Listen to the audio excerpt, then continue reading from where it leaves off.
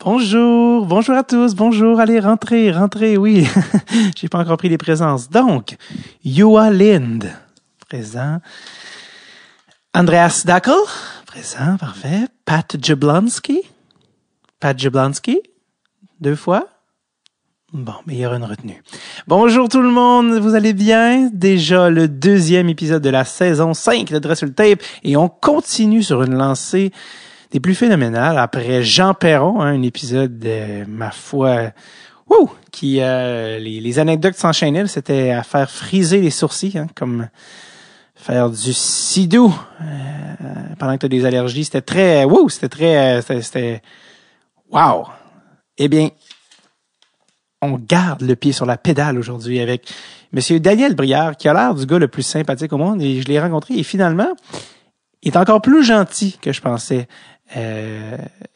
Et pas gentil gossant comme son ami Patrice Bélanger. Non, c'est une sucré salé. Mais non, c'est une blague. On parle d'ailleurs de son amitié avec ce bon vieux Pat qui joue au hockey également, Patrice Bélanger. Mais non, Daniel Brière, quel homme, franchement sympathique. On a fait le podcast, il était directement de sa demeure de Philadelphie.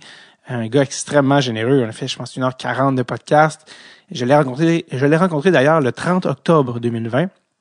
Et vraiment là, vraiment un gars agréable. Je sentais qu'on aurait pu parler toute la journée.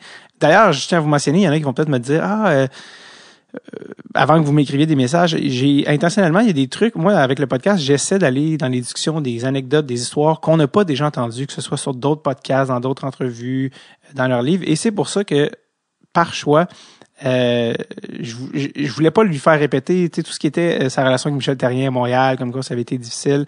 Il en a déjà parlé tellement maintes et maintes fois que c'est intentionnel là, qu'on va pas là. D'ailleurs, je pense que sa période avec le Canadien, c'est peut-être la période sur laquelle on passe le moins de temps du podcast, et c'est par choix.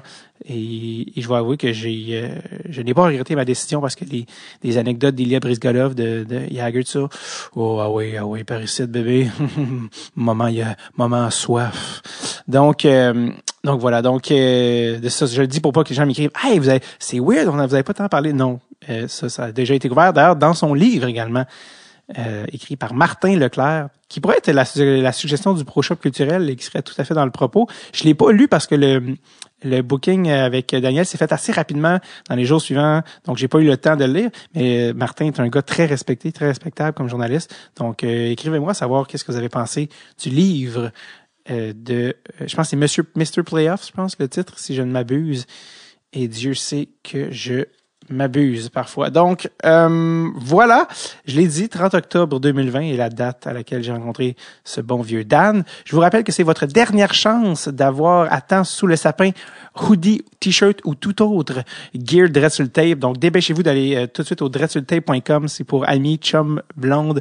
Vous voulez faire un cadeau nice et que vous êtes quelqu'un de désorganisé et de dernière minute. Vite, quick! Et parce que c'est moi, by the way, qui les envoie moi-même. Je vais tâcher de vous envoyer ça dans les plus brefs délais, ou comme on dit, dans les délais les plus... on dit ça. Alors, le voici, le voilà, le petit gars qui danse. Ah ouais! Hop, regarde, yeah! Le voici, le voilà. En fait, voici ma discussion avec... puis honnêtement, Caroline qui était fin. Tu sais, je sais, j'en reviens pas, puis vous voulez juste que mais je vais vous... Non. Voici ma discussion avec l'extrêmement agréable Monsieur Daniel Brière.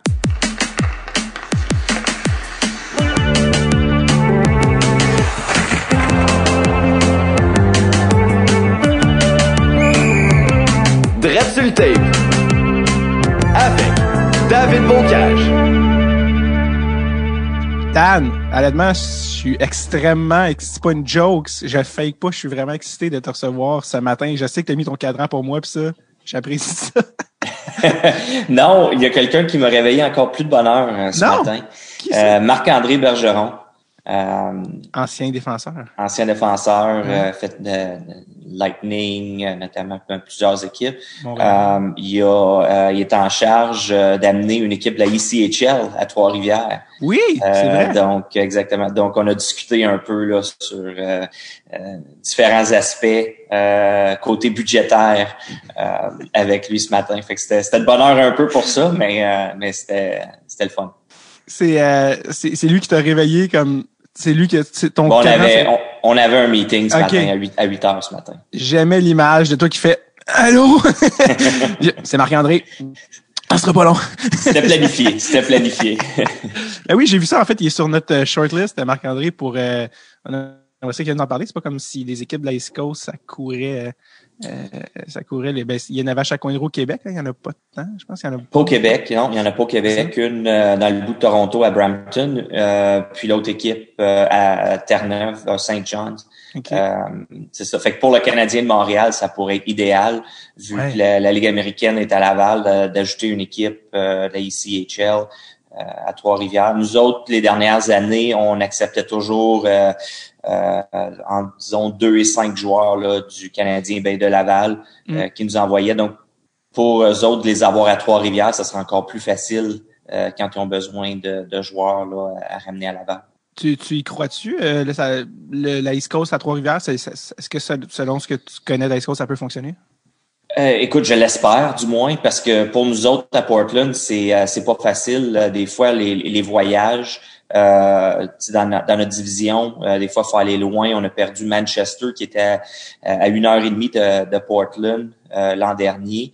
Donc, de rajouter Trois-Rivières, c'est quand même 5 heures de route, mais c'est beaucoup plus facile que d'aller jouer là, disons dans le sud, en Floride, ou d'aller jouer dans le Midwest américain, des places comme Idaho ou Utah.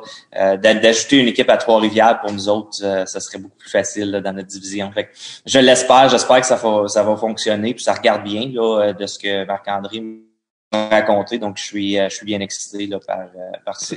C'est quoi les plus grosses difficultés, si on veut, pour un club de la East Coast? C'est la distance, c'est ça que tu sembles dire, d'abord et avant tout?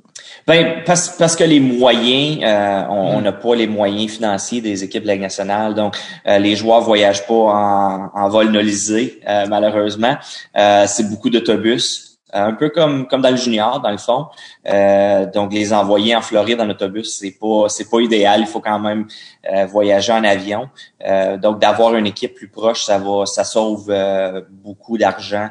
Les envoyer, disons, à Trois-Rivières plutôt que de prendre un vol pour s'en aller dans le Midwest américain, là, comme je disais plus tôt. Fait que c'est ça. C'est pour ça que pour nous autres, financièrement, ça nous aiderait beaucoup d'ajouter une équipe. Puis Marc-André, va-t-il faire la même job avec Trois-Rivières que toi avec Maine, ou c'est différent? Je crois que c'est sensiblement la même chose. C'est quoi ton titre? GM? Moi, je suis GM et vice-président des opérations. Donc, j'ai la chance de surveiller un peu tout ce qui a trait, autant côté business que côté hockey. Fait que c'est sûr que le côté hockey, recruter des joueurs, suivre un cap salarial, bâtir une équipe, c'est super, j'adore ça. Puis de l'autre côté, j'apprends beaucoup là, tous les différents départements comme la vente de billets, la vente corporative, le côté financier naturellement, le marketing, social media. Fait qu'il y a beaucoup de choses là, comme ça que quand je jouais, écoute, je m'occupais pas de ça. Je me préparais, j'avais des meetings sur l'avantage numérique, puis l'équipe qu'on était pour voir ce soir-là, le gardien que j'allais affronter. C'est tendance. Tu t'imagines que, écoute, si tu te présentes à l'aréna, il y a des gens qui vont être là pour les concessions, pour envoyer les gens dans les bonnes sections, mais tu réalises pas l'ampleur d'une organisation, tout ce que ça comprend, préparer les vidéos, la musique. C'est quoi l'affaire que t'es comme wow, ça j'avais aucune idée qu'il fallait penser à ça. Écoute, il y en a plusieurs au début quand on faisait les plans de match, tu sais, de penser à une préparation autant qu'il y a un plan de match pour sur la glace pour l'équipe qui joue, il y a un plan de match à l'extérieur aussi. Comment on va présenter à chaque annonce. dans les intermissions, qu'est-ce qu'on présente, comment est-ce qu'on prépare ça, qu'est-ce que les gens vont aimer voir ou entendre. C'est de l'entertainment, puis c'est pas juste pendant que le match il joue, il faut trouver comment garder l'attention des gens pendant 3 heures de temps. Fait que je te dirais que ce côté-là, j'y avais jamais vraiment pensé. Ça fait du sens, mais j'y avais vraiment jamais pensé quand je jouais là auparavant. Ça te fait-tu réaliser comme à quel point quand t'es joueur, c'est comme nécessaire, mais mon Dieu que c'est égocentrique être joueur? Ouais, écoute, tu te concentres sur ce que tu as à faire. Tu penses pas à tout ce que ça comprend. Je pense parce que j'ai la chance de suivre un peu la même chose avec les Flyers ici à Philadelphie. Écoute, il y a tout près de 300 employés, même pas qui font pas partie là du côté hockey, là, les joueurs, les coachs, les gérants.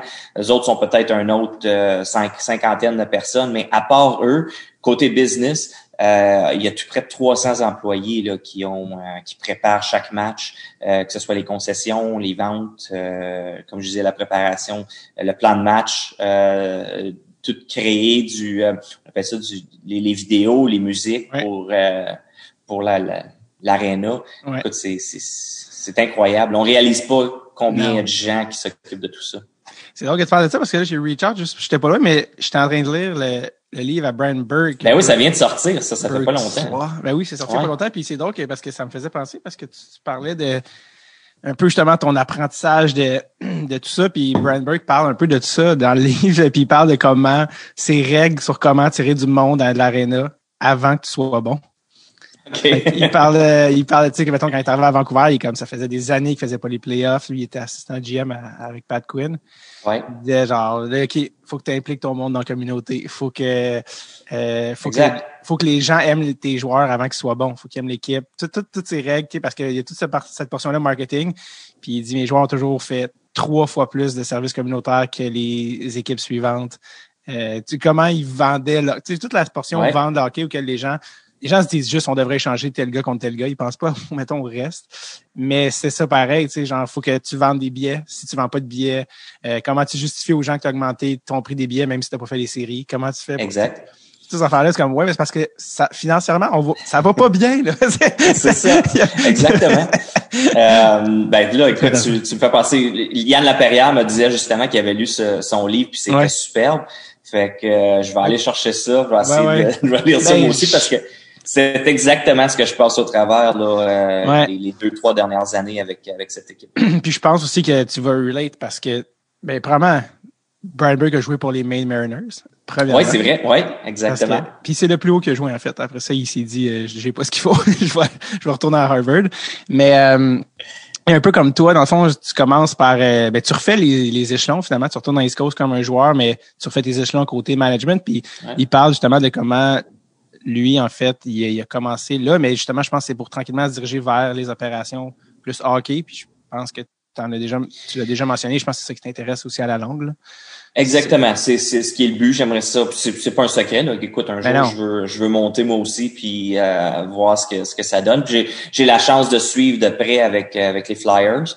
Ils sont superbes, j'ai tout leur staff à ma disposition aussi quand j'ai des questions, fait que ça, c'est un gros plus. Puis je prends des cours à l'école aussi pour essayer de m'aider à travers tout ça. Des cours en quoi? Des cours en business. On est choyé ici à Philadelphie. On a justement une université très, très renommée côté business qui s'appelle Wharton. Puis c'est ça, je prends des cours ici et là pour essayer de m'aider. J'ai pris des cours de marketing, des cours de finance, de stratégie. J'ai un cours de négociation qui s'en vient là dans les prochains mois. Donc c'est superbe. Écoute, j'aime ça parce que écoute, pour moi aussi là, j'ai terminé l'école niveau secondaire quand j'ai pris quelques cours au cégep, mais là je suis devenu professionnel, donc l'école a pris un autre côté. Mais là, financièrement, comment tu vas faire, Daniel?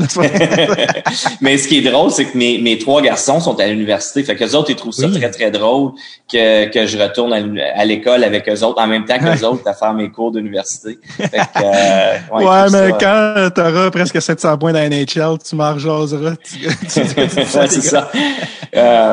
Mais c'est vraiment, c'est superbe de retourner puis de faire ça. Même si c'est en même temps qu'eux autres, là, c'était pas planifié comme ça.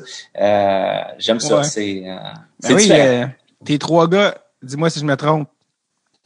Kalen, Cameron, Carson. Exact. Les 3 si. Ouais. Y avait-tu une thématique, là? C'était-tu comme voulu?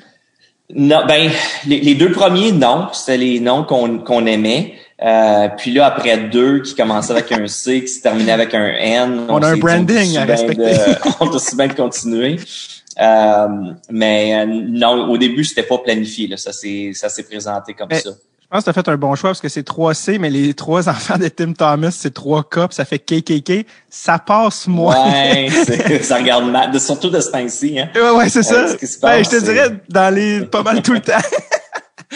Mais un peu bref, il y en a parce que Tim Thomas c'est un personnage à plein des niveaux là, c'est pour ça que tout le monde est comme c'est-tu un hasard ou pas. Mais bref, c'est mieux tes 3 gars. Tes 3 gars, je sais aussi que leur mère est québécoise.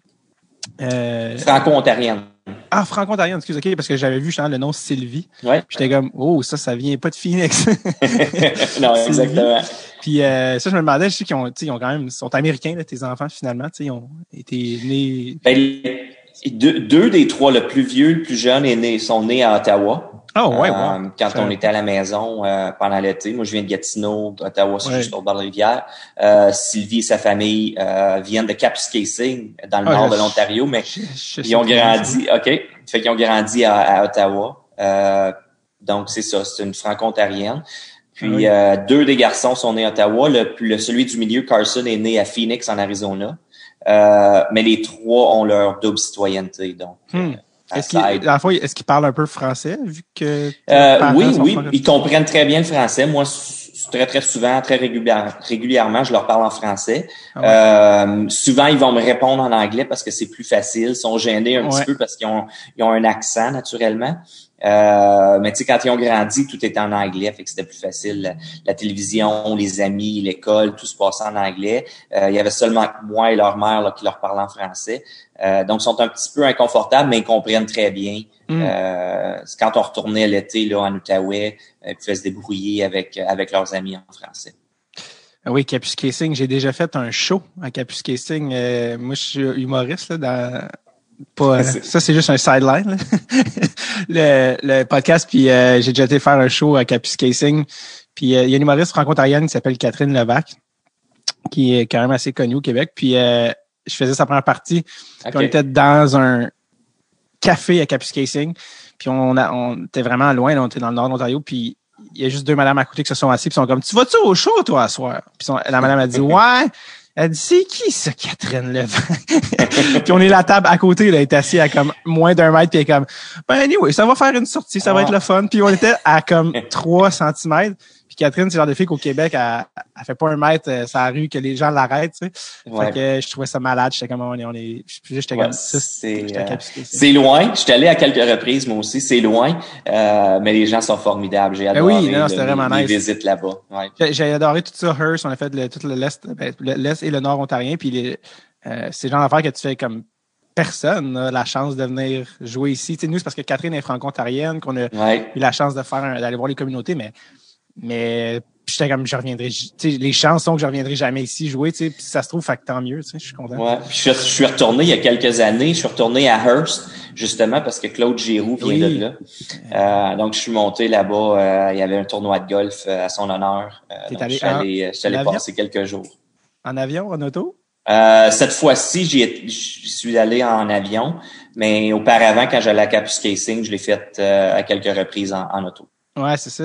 Mais Hearst, écoute, je pense que tu rentres dans la ville, c'est placardé mur à mur Claude Giroux. Là, Claude Giroux partout. Tu sais pas que Claude Giroux vient de là, écoute, t'es non-voyant parce que c'est genre bienvenue à Hearst, ville de Claude Giroux. Écoute, on a parlé de beaucoup d'affaires, mais là, on n'a pas aussi parlé du fait que tu as joué un peu au hockey dans ta vie. Écoute, juste te revoir, là, juste revoir ta face, ce que ça m'envoie là, à mon cerveau. Là, je reviens en 2006. Là, je me rappelle des noms que j'avais oubliés que je savais. Là, je te vois, Jochen Heck, Aleš Kotalik, Tim Connolly, Henrik Talinder, tous ces noms que mon cerveau avait enregistrés, que j'avais oubliés à l'époque. Bon, t'étais à Buffalo. Mais toi, c'est ça, t'es un gars de Gatineau, je pense, à la base. Ben, tu l'as dit, t'es un gars de Gatineau. D'ailleurs, réglons cette affaire-là. Un autre gars qui vient de Gatineau, qui parle constamment de toi, qui te name drop publiquement, Patrice Bélanger, qui arrête pas de dire mon grand chum Daniel Brière, et j'ai toujours dit, si je vois Daniel, il faut que je lui demande, est-ce que vous êtes tant amis qu'il dit? J'ai l'impression qu'il dit plus que t'es son ami, que toi tu fais, hey, en passant tout le monde, moi, Pat Bélanger. on fait des jokes régulièrement là-dessus, surtout quand tu étais à la radio avec Billy. On faisait souvent des jokes là-dessus. Billy Tellier faisait des jokes que c'était vraiment mon ami, c'était Billy Tellier, puis c'était pas Patrice. Mais non, écoute, moi et Patrice, on se connaît très bien. On allait au secondaire ensemble, on était dans les mêmes classes. Puis ce qui arrivait, c'est que Bélanger et Brière étaient tellement proches que souvent on se retrouvait assis à la même table. Puis je me souviens encore de notre première rencontre. On était assis un à côté de l'autre dans un cours d'écologie en secondaire 1. Puis c'est là que ça a commencé. Il s'est retourné vers moi puis il m'a dit bonjour, moi c'est Patrice. Toi, c'est quoi ton nom, Daniel? Et il me répond, il me dit qu'est-ce que tu veux faire, toi, plus tard? Fait que moi, je lui dis moi, j'espère jouer au hockey dans la Ligue nationale. Puis toi? Il dit moi, je veux devenir acteur. OK. Fait que les deux, on avait des rêves complètement farfelus. C'est notre première discussion, là. Des rêves complètement farfelus des chances que ça se réalise sont probablement minimes. Puis, écoute, on avance, ça fait 30 ans de ça. Oui. Puis les deux, moi, j'ai réussi à me frayer un chemin jusqu'à la Ligue nationale. Puis lui, il fait encore son rêve, vit encore son rêve d'être acteur. Fait que c'est assez spécial. Mais c'est de là que notre amitié a commencé. Puis tu sais, Patrice, c'est un gars qui est, il y a beaucoup. Il est très, très... que j'essaie de dire ça poliment. Dis exactement le mot que tu avais en tête. Il prend beaucoup de place, disons. C'est un gars qui a... sucré salé! Une belle énergie, exactement. Il a une belle énergie. Puis moi, j'ai toujours été plutôt discret, plutôt timide. Je prends pas beaucoup de place. Mais j'aimais ça, avoir des amis, justement, qui volaient le show puis qui il amenait toute l'attention sur eux. Fait que moi, c'était plus facile de naviguer à travers tout ça. Donc, c'est pour ça, je pense que moi, Patrice, a vraiment cliqué du début comme ami avant qu'on devienne chacun, là, soit dans le hockey ou comme acteur. C'était, disons, tu sais, je regarde plusieurs de mes amis. Je pense à des gars comme Jean-Pierre Dumont encore aujourd'hui, Martin Biron. Tu sais, c'est des gars qui sont un peu fou-fou, ils prennent de la place, sont comiques. Donc pour moi, je m'en suis toujours bien entendu avec ces gens-là. C'est comme si je pouvais rester un peu en arrière puis disparaître dans le décor. Martin, là, il a l'air d'un joyeux luron, hein, ce gars-là. Martin Biron, là, ça a l'air d'un gars que tu m'as invité à souper. Ouais, Martin, là, moi, ce qui m'impressionne de lui le plus, c'est qu'il aime jaser, il aime parler, il parle tout le temps, il arrête pas. Mais il est toujours positif. Il y a jamais rien de mal à dire sur personne. C'est toujours le fun. Tu sais, il y a des gens qui parlent beaucoup des fois, puis tu te dis, il va-tu se fermer? Je suis plus capable de l'entendre. Mais Martin, t'as jamais cette impression-là. C'est toujours, tu sais, il est le fun. Il y a tout le temps des belles choses à dire. Il est positif. Il est pas fatigant. Il a comme la personnalité type d'un deuxième gardien de but. Oui, on l'agaçait souvent avec ça. On l'agaçait souvent avec ça. Jean-Pierre Dumont, il lâchait pas 2 secondes avec ça. Fait que c'est pour ça que j'en ris un. Ben, il disait, écoute, il disait toujours à Martin, t'es le meilleur backup qui existe dans la ligue. Parce que Martin se battait dans ce temps-là, tu sais, il se battait pour être le numéro 1. On avait Mika Noronen, puis on avait Ryan Miller qui s'en venait, qui était jeune. Martin, c'était notre numéro 1, mais Jean-Pierre l'agaçait toujours que c'était un backup. Fait que c'était la grosse joke qu'on avait avec Martin. Mais écoute, oui, il y a l'attitude. Tu sais, on dit en anglais, c'est le ultimate team player. Martin, il est toujours là pour ses coéquipiers. Il essaie toujours de te faire bien sentir. C'est vraiment là, une personne spéciale. Brandberg, justement, dans son livre, quand il fait son schéma de comme il parle de chaque joueur, là, des traits, des 12 attaquants, les 6 defs jusqu'au backup, puis dans les traits de personnalité que tu recherches. Ouais. Backup, il est comme genre dérange pas d'avoir un workload de 20 games, populaire avec ses teammates, personnalité, puis c'est exactement Martin, finalement, tu sais, des gars qui est comme alright, cool, tu sais, genre mais oui, Martin, je me souviens, il a comme un peu entrecroisé quand Hachek finissait. C'était comme un peu lui. Écoute, Martin, je pense qu'il y a un record un petit peu random dans les charts. Je pense que c'est un des seuls gars à avoir porté le 0-0. Exact. Malade. Ouais.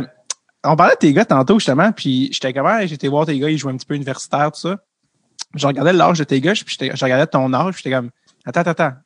Daniel, il est encore jeune, mais ses gars sont vraiment vieux. Comment ça se fait qu'eux ont dans la vingtaine et que toi, t'as 43, puis là, j'étais comme, ils les a eu à quel âge, ces enfants? Puis je faisais le calcul, puis j'étais comme, OK, attends, toi, t'as eu tes gars à 20 ans. T'as commencé à avoir des enfants à 20 ans, à peu près, c'est ça? Ouais, 20, 21, puis 23. Ça a commencé très, très tôt. C'était pas planifié comme ça. Mais écoute, c'est des choses qui arrivent.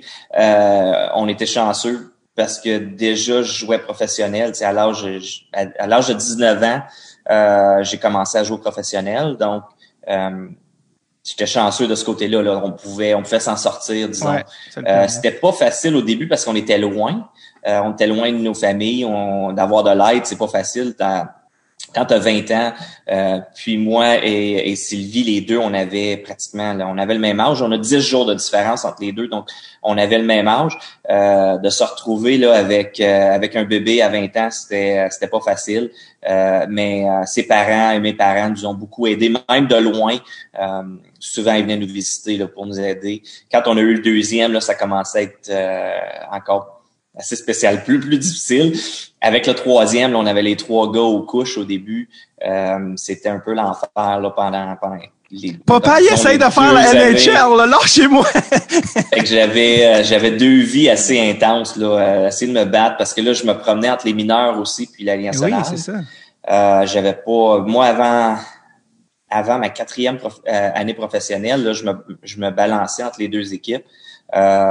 Donc c'est ça, c'était pas facile pour les gens quand ils pensent à toi, ils pensent à Buffalo, ils pensent au gros contrat à Philly, mais ça a pas commencé rock'n'roll. En fait, ça a commencé rock'n'roll, mais Phoenix, tu le sais sûrement, t'es le 2e choix de l'histoire des Coyotes. Correct. La franchise. Ouais. Après un gars qui a pas joué vraiment longtemps. Dan Fogt, c'était Dan Fogt a joué quelques matchs, mais ce qui est intéressant là-dessus, c'est que moi en 96, le repêchage, qui est un des pires repêchages de l'histoire de la Ligue nationale en passant, les Coyotes avaient 2 choix de première ronde. Je savais qu'il y avait de l'intérêt du côté des Coyotes parce que Blair McCassey, mon coach à Drummondville dans ce temps-là, travaillait là, de près avec eux autres.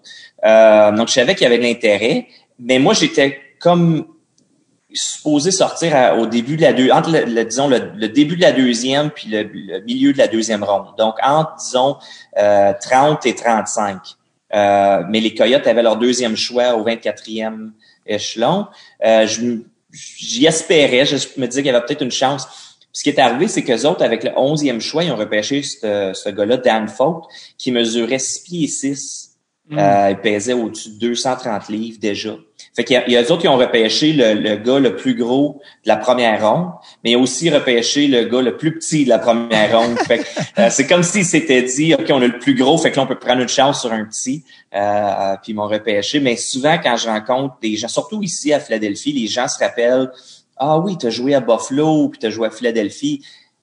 Mais souvent, personne ne se rappelle que j'ai commencé pendant 4 ans, j'ai joué à Phoenix. J'ai pas joué beaucoup à Phoenix parce que je me promenais, là, comme on en parlait, c'était à Springfield au Massachusetts, entre Springfield et Phoenix. Puis même quand je montais à Phoenix, je jouais 4, 5, 6 minutes avec des gars comme Jim Cummins, Louis DeBrusk ou Jim McKenzie qui se regardaient sur la glace. OK, c'est qui le premier à se battre? On droppait la POC. 3 secondes plus tard, il y avait une bataille. Je me retrouvais sur le banc. Fait que j'ai vécu plusieurs soirées comme ça où c'était juste... tu sais, c'est pas moi qui se battais, mais mes deux alliés voulaient juste se battre. Fait que, disons que mes présences sur la glace, là, il y avait pas grand-chose à faire. Non, mais dans les ligues mineures, par exemple, si on regarde tes chiffres, tu torchais quand même. Tu as été Rookie of the Year dans la Ligue américaine. Tu as même joué un petit peu dans AHL, je pense. Mais tu sais, tu étais quand même au-dessus du point per game. Puis quand tu as joué une saison pratiquement complète à Phoenix, ta dernière, tu as quand même fait 60 points. Tu sais, je veux dire, c'est pas comme genre... Exactement, genre, bon, ben lui, il faut vraiment s'en débarrasser parce que, tu sais, c'est pour ça que ça m'a toujours fait rire un peu de la gestion. Puis, mais les choses étaient différentes aussi dans ce temps-là. Hein. Les petits joueurs, il n'y en avait pas beaucoup. Il y en avait peut-être un par équipe. Puis nous autres, à Phoenix, on avait déjà Cliff Running, qui était tout petit. Donc, c'était difficile de faire de la place pour un autre. Les équipes n'aimaient pas ça en avoir plus qu'un. Mais moi, je réalisais aussi que j'ai réalisé assez tôt que la Ligue américaine, c'était important. Tu sais, il y a des joueurs, des fois, qui se font descendre. Puis au début, je l'avoue, je l'étais un peu comme ça, moi aussi. Mais quand tu te fais descendre, t'es frustré, t'es déçu, tu t'en vas, puis tu fais la baboune un peu dans les mineurs. Tu te forces pas trop. Il y a plusieurs joueurs, on le voit souvent. Puis je l'ai fait à quelques reprises, je l'avoue.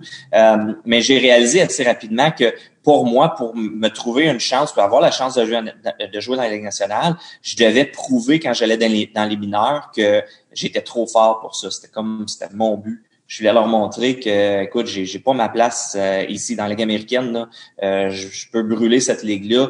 Il y a une équipe qui peut me donner une chance. Puis tu sais, je me retrouvais dans les mineurs, c'était pas juste de me prouver aux Coyotes pour retourner à Phoenix. Moi, je me sentais comme s'il fallait que je me prouve à toute la ligue au complet que quelqu'un en quelque part était pour me donner une chance si j'étais capable de bien faire ici. Parce que à Phoenix, il y avait pas de place. Il y avait déjà Cliff Running qui est un petit centre. Il en voulait pas un autre. Mais il y avait des équipes à travers la nationale qui étaient pour me voir puis me dire, OK, on a besoin d'un petit joueur, on a besoin d'un gars pour créer de l'offensive. Mais justement, quand un moment donné, ils t'ont mis au balotage, Phoenix t'a mis au balotage, t'as pas été réclamé. Ça, c'était à quel moment? C'était avant la saison de 60 points. Ça c'était à ma 4e saison. Après 3 saisons, une équipe qui veut te renvoyer dans les mineurs doivent te passer au balotage. Ouais. Puis c'est ça, j'ai été soumis au balotage. Mon agent Pat Brisson a fait de l'excellent travail là-dessus. Il a appelé presque toutes les équipes. Ça passait tout près que le Canadien me ramasse. Moi, j'étais allé me coucher ce soir-là. Puis je me disais, demain matin à 11h, je vais avoir un appel, le Canadien va me ramasser au balotage. C'était presque assuré. J'ai tombé endormi en rêvant au Canadien. Puis le lendemain matin, j'ai appris là, que le Canadien pouvait pas. La raison que j'ai entendue qu'on m'a donnée, c'est que le Canadien aurait dû libérer Juha Ilonen ou Juha Lind. Ça aurait été dommage, hein? Ouais, c'est un nom spécial là, que j'ai jamais vraiment joué là, pour le Canadien. Ah, Juha Lind, ouais, je me souviens, ouais. Non, c'était pas Juha Lind, c'était un autre. Non, OK. C'était en 99 ou en 2000, ça, quelque chose de même. OK. Faudrait que je regarde là, dans les livres, mais c'est ça. Disons que ça a fait mal au cœur de passer au balotage, puis là, de réaliser qu'aucune équipe voulait de toi. L'ego en mange un méchant coup. C'était dur de voir d'autres gars se faire réclamer, puis moi de passer. Mais non, écoute, je suis retourné dans les mineurs, puis là, j'ai dit au coach que je voulais prouver à tout le monde que j'étais prêt être le meilleur joueur dans la Ligue américaine, puis éventuellement quelqu'un me donnerait une chance. Puis l'année suivante, j'ai été capable de faire l'équipe à Phoenix. Ça a été difficile, je te dirais, jusqu'à Noël. Quand je jouais pas beaucoup, je jouais seulement sur l'avantage numérique. Mais je me souviens, à Noël, c'est moi qui je menais l'équipe en fait de buts. J'avais le plus de buts dans l'équipe avec les Coyotes, mais j'étais encore des fois laissé de côté. Puis par la suite, il y a eu quelques blessures, puis c'est là que les choses ont changé en deuxième moitié de saison pour moi. Puis j'ai commencé à faire ma place avec les Coyotes. T'as déjà dit, après, tu es passé au balotage, t'as déjà dit, j'ai failli être un flop de première ronde. T'as déjà dit ça. Qu'est-ce qui fait que tu l'as pas été? Il y a plusieurs raisons. Une des choses qui m'ont aidé personnellement, puis c'est pas pour me vanter, mais ma persévérance. Je voulais le prouver à tout le monde que je pouvais jouer dans la nationale. J'ai eu beaucoup d'aide. Une de ces personnes-là, c'est un psychologue sportif. Quand on retourne en 99, 2000, 2001, un psychologue sportif, c'était très, très mal vu dans ce temps-là. C'était tabou, on n'en parlait pas. Les gens, c'était comme, OK, t'es malade, t'as un problème. Si t'es un psychologue sportif, là, c'est parce que t'as des gros problèmes. Mais j'ai commencé à travailler avec un psychologue sportif qui m'a aidé, qui m'a donné des idées, comment des fois juste me sortir de certaines impasses, comme par exemple, je vais vous donner un exemple là-dessus. Mm-hmm. Il me disait, quand tu arrives à l'aréna, tu t'enlèves ton linge, parce qu'on parlait de mes enfants, tous tes problèmes à la maison avec la famille, quand tu enlèves ton linge, ça s'en va dans le casier. Quand tu commences à t'habiller en joueur de hockey, tu deviens un gladiateur. Fait que tu changes complètement ta mentalité. T'es plus un père de famille, t'es un gladiateur. Fait que c'était de changer cette mentalité-là au lieu de penser juste aux problèmes familiers quand tu pratiques, quand tu embarques sur la patinoire. Là, tu laisses ça de côté. Fait qu'il m'a donné des outils pour travailler ça, puis comment faire à travers tout ça. Un autre exemple, c'est il dit quand tu joues pas, il y a des matchs où tu te retrouves puis tu fais seulement une ou deux présences par période. Tu dois trouver une façon de rester dans le match. Donc, on avait Jeremy Roenick. Il dit, Jeremy, c'est le type de joueur que tu veux devenir, un centre numéro 1. Fait que quand Jeremy embarque sur la glace, fais comme si tu étais dans son corps, puis tu le suis partout, puis tu t'imagines que c'est toi qui es sur la glace. Puis tu réagis, puis... Donc ça me donnait une façon de rester dans le match. Quand Jeremy embarquait, je faisais le shift mental avec lui, même si j'étais pas sur la glace. Fait que je trouvais que ça me gardait dans le match. Fait que c'est des outils comme ça écoute, ça c'est juste quelques exemples. Là, on a travaillé plusieurs qui m'ont aidé. Il y a Hugo Girard, je dois donner beaucoup de crédit à Hugo Girard aussi. L'homme fort qui m'a aidé dans mon training quand je revenais à la maison l'été. Donc, au lieu d'aller au gymnase puis de lever des poids avec tout le monde, j'allais lui, il y avait une grosse warehouse où il y avait ses outils d'homme fort. C'est sûr que je n'étais pas capable de lever les grosses roches qu'il y avait, mais on travaillait tout le temps, en fait, de temps ou distance. Donc, quand tu vas au gym, souvent, si c'est un trainer, il me disait, OK, fais-moi 5 bench press ou 10 bench press. Mm-hmm. Prends un petit break, fais-en 10 autres. Avec Hugo, tout ce qu'on faisait, c'est que, OK, v'là 2 jours, t'as fait 53 mètres, il faut que tu battes ça. Ce circuit-là, tu l'as fait en 2 minutes 10 secondes, tu dois battre ce temps-là. Fait que c'était toujours de battre ce que j'avais fait auparavant, donc ça me poussait toujours plus loin. Tandis au lieu de juste faire ce que j'avais à faire, c'était toujours d'aller plus loin puis de pousser plus loin. Donc, Hugo m'a beaucoup aidé. Puis Hugo, il me disait souvent, il dit... La douleur, c'est pas la douleur qui va t'arrêter. La douleur t'arrête pas. Ton corps va te dire quand arrêter. Quand tu vas soit tomber, tu vas passer out. Parce que lui, c'est sa mentalité. Comme homme fort, ils vont jusqu'au bout. Ils se passent. Eux autres, la douleur n'existe pas. Fait qu'il me disait toujours ça. T'arrêtes pas à cause de la douleur. T'arrêtes quand ton corps est plus capable d'y aller. Fait que c'était différentes mentalités de training, c'était fou quand même, mais ça m'a aidé. J'ai pris, tu sais, j'étais allé beaucoup plus loin dans mon développement, je suis devenu plus fort physiquement, mon cardio était meilleur à travailler avec Hugo. C'est comment courir en pleurant?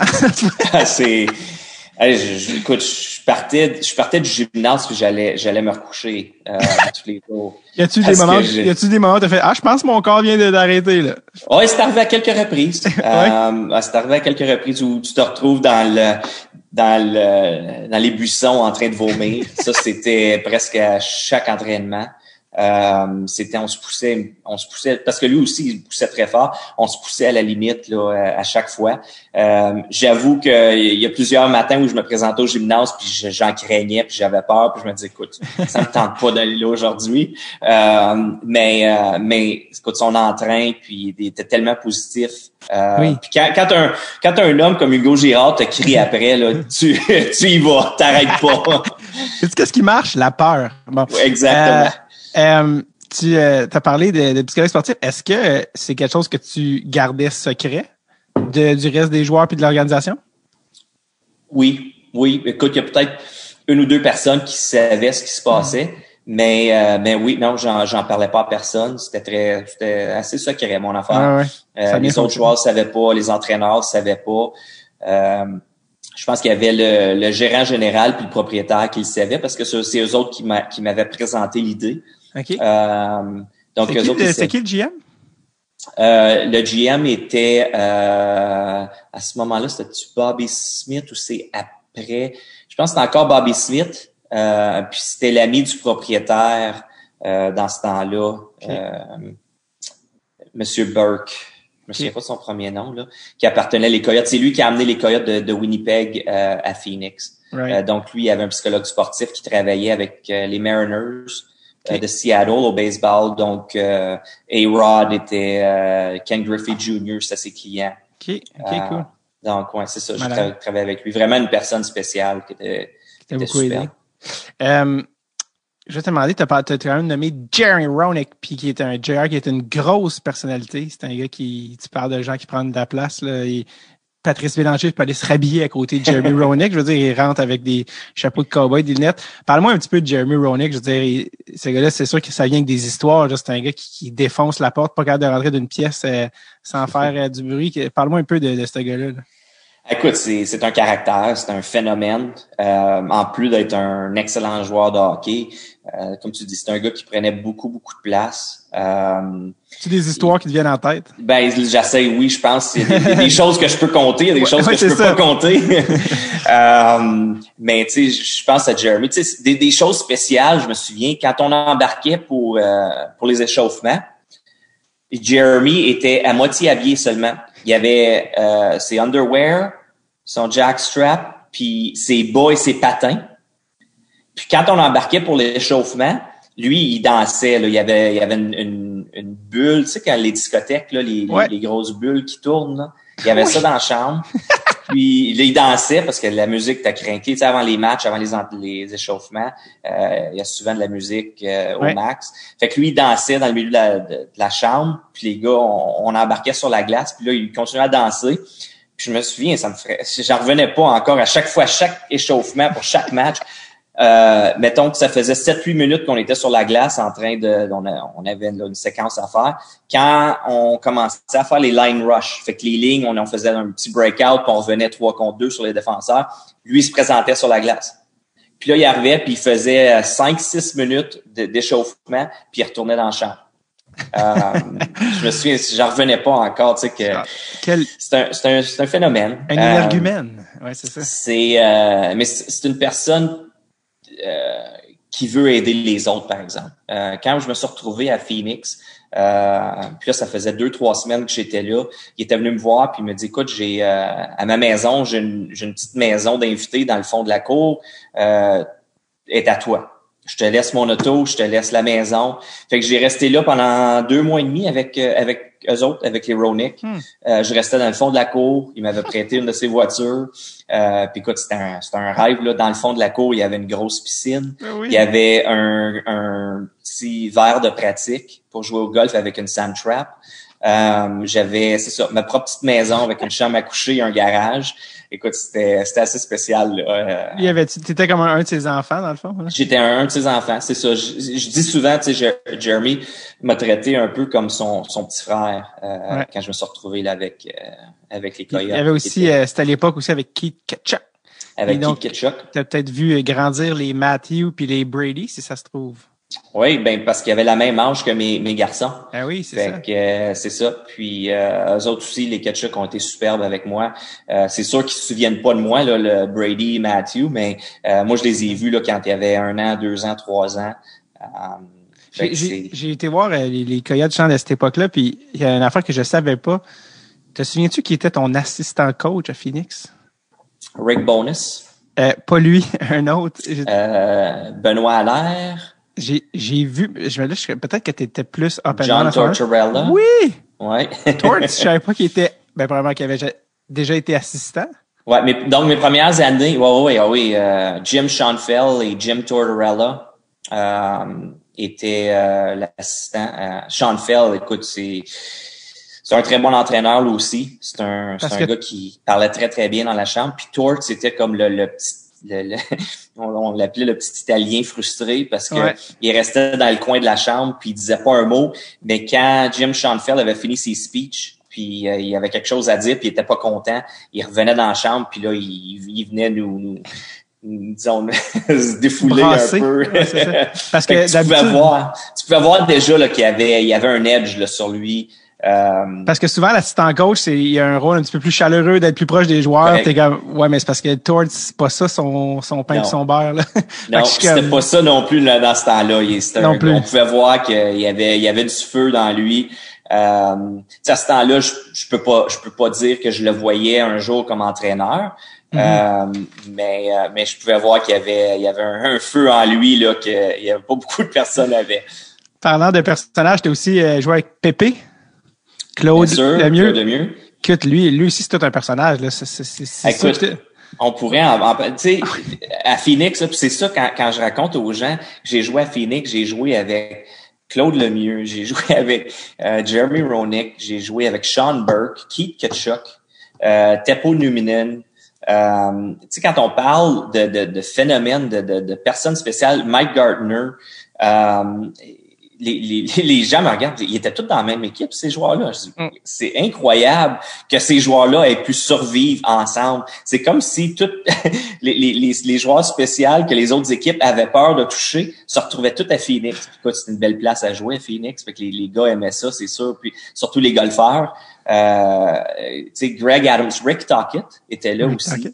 Jirke Loumé, Gerald Deduck, c'était tous des phénomènes, ces gars-là. C'est comme l'équivalent du monde en or et lettres au cégep, mais d'une équipe d'or et lettres. Ouais, exactement.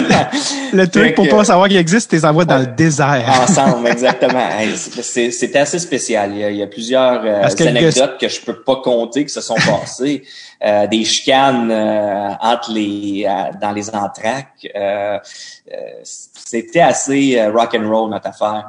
Moi, je restais dans mon coin, j'essayais de disparaître le plus possible, mais j'ai vu des choses. Scott Gomez en a parlé un peu de Pépé, c'est pour ça que je t'ai dit ça. OK. Parce que Scott Gomez, il l'a joué avec à New Jersey, puis Scott Gomez, il était vraiment jeune, puis comme, ouais, non, puis là, mettons, il va dire quelque chose à Pépé, puis il va être OK, il va me laisser tranquille, puis il repassait, puis genre, Claude Lemieux l'attrapait par le collet, puis comme, you listen to me, you little piece of shit! Genre, il était comme, genre, t'as combien de coupes Stanley? T'en as 0 esti, moi j'en ai 4 esti, j'ai un cosmètre, tu vas me donner la crise de puck, puis là, puis il disait qu'il sacrait en français, en anglais, qu'il était comme, you fucking tabarnak de calice, qu'il sacrait en français, même quand il parlait en anglais. Je peux voir ça. J'ai joué une couple de matchs avec Claude sur la même ligne. Puis je me souviens d'une fois où il est venu me voir à l'entraînement le matin, puis il m'a dit, il dit si tu veux jouer avec moi, il dit faut que tu changes ta curve. Parce qu'il disait que cette curve là, tu peux pas me voir sur le côté droit, tu peux pas faire de passe sur le côté droit, ta curve est trop grosse. Fait que tu vas changer, tu vas jouer avec ce hockey là. Fait qu'il m'a forcé à jouer, en tout cas de pratiquer. Avec un hockey que lui avait designé que c'était mieux pour lui. Pour malade. Moi, mais pour lui. Ouais, c'est ça. Fait que t'as-tu changé de curve? Ben, j'ai essayé dans la pratique parce qu'il m'a forcé dans la pratique, mais j'étais pas capable. Moi, j'ai toujours eu une très grosse courbe que je mettais en dessous de la porte, puis c'était comme un wedge. Ouais. Fait que c'est sûr que d'aller du côté backhand, pour moi, c'était toujours un peu plus difficile. Fait que Claude aimait pas ça. Mais j'étais pas capable de jouer avec ses palettes droites là, qui me donnaient non plus. Mais je me souviens que quand il avait été réchangé de Colorado à New Jersey au All-Star Game, je sais pas si c'est Joe Sakic ou un gars de l'Avalanche qui avait dit à un gars des Devils, tu vas voir Claude, he was always open. Comme mettons, il va avoir un jeu, il va avoir un moment comme hey, I was open. Exactement. Il va toujours libre. C'est comme hey, tu me l'as pas passé, tu sais, peu importe quel jeu tu vas faire. Il était libre, il était ouvert, puis il attendait la passe. En tout cas, mais écoute, un gars comme ça, partout où il passe, a gagné. Oui. Tu dois respecter ça aussi. Oui. Il y avait le feu sacré. Il était prêt à faire n'importe quoi pour gagner. Donc ça, pour ça, là, quand les gros matchs, les matchs sont en jeu, c'est le genre de joueur que tu vas avoir dans ton équipe. Moving on, parce que ça fait 1 heure, on est encore à Phoenix. T'as été, évidemment, moi, c'était un peu à cause de mon âge, mais c'était à Buffalo que beaucoup de gens ont découvert le nom de Daniel Brière ou certains Danny Brière. Hey, ça vient d'où ça, Danny? On va régler ça une fois pour toutes. C'est qui a Danny? Ben, pas comme si Daniel, ça n'existait pas en anglais. Là. Ouais, mais ça a changé à Philadelphie. Donc, quand je me suis retrouvé à Buffalo, les annonceurs souvent essayaient, tu sais, d'annoncer, de dire, puis d'annoncer Daniel Brière, mettons, qui marquait un but en français, mais en anglais. Souvent, je trouvais que ça sortait Daniel Brière. Puis, Daniel, c'est un nom de fille aux États-Unis. Au lieu de dire Daniel? au début de Daniel, il essaie de le dire un peu avec un twang français. Ish, ouais. Fait que là, il disait Daniel Briand. Fait que là, à un moment donné, quand je me suis retrouvé à Philadelphie, puis on sait que Philadelphie, c'est pas la place la plus facile à jouer comme athlète. À Philadelphie, Daniel, ça ressemble trop à dentelle. Fait que exactement. Fait que quand je me suis retrouvé à Philadelphie, c'est là que j'ai demandé de dire, au lieu de dire, essayer d'inventer une façon de dire Daniel, pouvez-vous juste dire Danny? Fait que c'est de là que ça a changé. Ah, fait que c'était à ta demande. Oui, exact. OK, parce que tu sais, Martin est devenu Marty Saint-Louis, Vaclav Prostal est devenu Vinny Prostal, puis j'étais comme, il y a comme une affaire avec les noms, bref. Fait que tu es arrivé à Buffalo. D'ailleurs, tu disais, parlant d'annonceurs de but, tout ça, s'il y a une affaire que tu as eu la chance de faire, oui, tu me vois souvenir peut-être, mais oui, tu as joué dans la NHL presque 1000 matchs, mais surtout tu as joué à Buffalo, donc tu as eu la chance. Rick Jeanneret. La Fontaine. Écoute, je veux que tu me parles un peu parce que ce gars-là, c'est un de mes commentateurs préférés, mais c'est quand même aussi un personnage. Écoute, les bretelles rouges, tout droit sorti d'un cartoon, ce monsieur-là, il ressemble à Rodney Dangerfield comme exact. Ça en est presque dérangeant. Parle-moi un peu de ce gars-là qui, écoute, je pense qu'il va coller des buts jusqu'à son dernier souffle, là, si ça se trouve. Mais quel homme, parle-moi un peu du personnage. Écoute, Rick Jeanneret, fait partie des meubles à Buffalo. Puis, écoute, il voyage avec l'équipe, il est partout, il est tout le temps, mais c'est une bonne personne. Il essaie pas de changer rien. C'est pas un coach. Il essaie pas de dire aux joueurs comment jouer. Lui, c'est juste probablement le plus gros fan des Sabres de Buffalo. Il adore ce qu'il fait. Il aime ses joueurs. Il pense toujours à des façons d'entertainer les fans de Buffalo. Fait que oui, c'est un icône ton call préféré de Rick Jeanneret?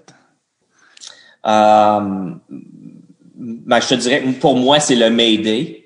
Ouais, Brad May a scoré, quand il a battu Raymond Bourque, Mayday. Ouais. Mais aussi le but que j'ai marqué, pour moi personnellement, le but que j'ai marqué contre la Caroline pour s'envoyer au match numéro 7 en finale de conférence, c'était en 2006. Ouais. Puis il a dit quelque chose comme il écrit mon nom sans arrêt, puis ensuite il dit there's a train leaving for Carolina, you better hop on it, something. C'est quelque chose comme ça. Fait que c'est ça. Quand je regarde mes anciens buts, des fois j'ai la chance d'avoir un but comme ça. Ce call-là, pour moi, me donne encore des frissons. Puis quand Jason avait marqué, puis quand Jason Pominville il marquait, il disait « Welcome to Pominville! » Puis là, il dit « These guys are good. They're scary good. » Scary good. Legion of Doom. Ah, t'as marqué aussi un but en overtime contre les Flyers. Tu avais dit « Legion of Doom, are you ready? » Ah, c'est malade. À Buffalo, t'as même été co-capitaine. Quelque chose qui est quand même assez rare, que t'as deux capitaines qui se partagent la tâche.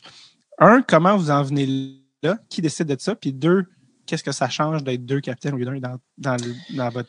Ouais, ben écoute, honnêtement, j'ai été surpris par la décision. Parce que Chris Drury avait gagné une Coupe Stanley au Colorado auparavant. Il s'est retrouvé avec nous autres. Puis Chris était un leader. Tu sais, je dis que moi, j'étais tranquille. Je parlais pas beaucoup. Chris Drury parlait pratiquement pas. Lui, c'était juste par les actions. Tu sais, pour les gens au Québec, un peu comme un Bob Gainey. C'est un gars c'était par action, par sa préparation. Chris Drury m'a beaucoup aidé personnellement, juste par comment approcher un match, comment approcher des gros matchs, comment se préparer pour des matchs. Lui, c'était la préparation pour lui, là, c'est le meilleur que j'ai vu. Donc, on s'attendait un peu tous que Chris Drury devienne le capitaine. Puis une journée, Lindy Ruff nous a invités dans son bureau. Puis il nous a dit, garde les gars, il dit, j'aimerais ça vous mettre co-capitaine. Qu'est-ce que vous en pensez? Fait que moi, ma première réaction, écoute, je me suis retourné, je regardais Chris parce que je savais pas trop comment est-ce qu'il était pour réagir, parce qu'on pensait tous que Chris était pour devenir le capitaine. Puis tout de suite, lui il s'est dit, it's a fabulous idea. Parce que faut comprendre, Chris aime pas ça parler aux médias. Il aimait pas ça. Il y a certaines tâches de capitaine qu'il aimait pas faire. Donc, c'est là que moi et lui, on s'entendait très, très bien. Il me disait, tu t'occupes des médias, et dis moi, je vais m'occuper des parties d'équipe. Fait que c'était un peu le style. On avait une belle entente comme ça. Puis moi, les médias, c'est pas que j'aimais ça, faire des médias, mais ça me dérangeait pas. C'était pas une tâche ardue pour moi, c'était facile. J'étais un peu plus volubile que lui aussi dans la chambre. Fait que ça, il aimait ça. Comme ça, il était pas obligé de se lever puis parler aux gars s'il y avait des choses à dire. Donc, c'est pour ça, l'entente entre nos deux, je te dirais que c'est probablement pas idéal. Je verrais pas ça souvent parce que tu dois trouver deux personnes qui ont pas l'intention d'avoir le dessus un sur l'autre. Puis c'est là que moi et Chris, on s'entendait à merveille. J'ai jamais senti de son côté qu'il essayait d'être un plus grand capitaine que moi ou de voler la chambre. Puis les deux, on s'entendait, on était comme pareil, on voulait la même chose. Si je pensais à quelque chose que je voulais dire au gars, je lui jasais de ça avant, puis lui, il faisait la même chose. Donc, ça a bien fonctionné, mais je t'avoue que j'aurais peur, si j'étais un entraîneur, de refaire l'expérience. Mais Chris et moi, écoute, on était supposés d'alterner à chaque match pour être capitaine. Puis Chris, il venait me voir quand on venait jouer à Montréal, il dit je sais que c'était your hometown. Il dit garde le C à soir. Fait que quand on venait jouer à Montréal, c'est tout le temps moi qui avais le C. Quand on allait jouer à New York devant sa famille, c'est lui qui prenait le C. Fait que tu sais, il y avait pas de compétition entre nos deux. Puis c'est ça c'est la raison pourquoi que ça fonctionnait bien. Puis on travaille, c'est drôle parce qu'on travaille encore ensemble. Chris il est l'assistant GM des Rangers, il est le gérant général de Hartford, avec qui on est affilié dans la ECHL. Fait que je parle à Chris Drury là, pendant la saison régulièrement, 3-4 fois par semaine. Il n'y a pas un fils ou un neveu à lui qui est un prospect, Jack Drury? C'est son fils, son neveu? Ah, c'est peut-être pas son fils. Je pense que c'est son neveu. C'est un des fils à un de ses frères. Ah, OK, c'est ça. Qui est un bon prospect. Je pense que oui. Mais je sais que c'est pas son fils à lui. Non, c'est pas son fils, parce que c'est vrai. J'ai eu un flash pendant qu'on parlait. Mini parenthèse sur Phoenix. Avant, parce que je viens juste de me rappeler, s'il y a une chose que tu as laissé à Phoenix, par exemple, tu peux te dire, mon Dieu, quel passage, c'est difficile. Mais s'il y a une affaire, un héritage que Daniel Brière a laissé à Phoenix, c'est qu'il a planté une petite graine qui est devenue Austin Matthews, parce que t'étais son joueur préféré. Est-ce que comment tu l'as appris, puis est-ce que tu en as parlé avec Austin Matthews? Puis je sais que tu as une histoire avec ton neveu, fait que je te laisse. Écoute, c'est vraiment. Tu sais, à cet âge-là, tu penseras jamais. Mais disons que tu es au Québec ou tu es à Toronto, tu rencontres des jeunes, tu te dis peut-être un jour un de ces joueurs-là va devenir une vedette de la Ligue nationale. Mais à Phoenix, tu penses pas à ça. Puis on était au camp parce qu'il y avait le même agent que moi en début de carrière, Pat Brisson. Puis Pat avait il y avait des camps estivales où il amenait tous ses top prospects. Donc mes garçons en ont fait partie. Puis Austin Matthews était là. Puis une journée, son père est venu me voir. J'étais à Los Angeles, dans les estrades, à regarder mon gars. Puis naturellement, tout le monde connaissait Austin Matthews. Il avait seulement 17 ans, mais il était le futur numéro 1 dans 2 ans. Fait que son père vient me voir, puis il me dit, I'm Austin Matthews' dad. Tu sais que Austin a grandi à Phoenix. J'ai dit, ouais, j'en ai entendu parler. Il dit, j'aimerais ça te montrer quelque chose. Fait il sort de ses poches, de son wallet. Il y avait une photo à un carnaval quand Austin, je crois qu'Austin, il avait quelque chose comme 6 ans. Puis sa sœur avait 8 ans, je crois. Puis Austin, écoute, il m'arrive au nombril à peu près. Là. C'est un petit gars. Puis on a une photo ensemble avec lui et sa sœur. Wow. C'est là que j'ai appris. Puis là, c'est là que son père m'a dit là, qu'il me regardait jouer. J'étais son joueur préféré avec Shane Doan. Puis là, un peu plus tard, pendant ce camp-là, j'ai rencontré Austin pour la première fois. Personnellement, disons, on a jasé, puis là, j'étais un peu plus en contrôle, je savais ce qui se passait. Puis depuis ce temps-là, on est toujours resté un peu en contact. On va se texter là, peut-être à quelques reprises là, pendant la saison. Mais il y a 2 ans de ça. Je demande à mon neveu, le petit-fils à ma sœur, qui est un excellent joueur de hockey lui-même.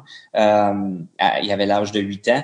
Puis je lui demande, c'est qui ton joueur préféré? Fait que je me dis, je vais préparer un chandail, puis je vais demander à un des soigneurs des Flyers de lui faire signer.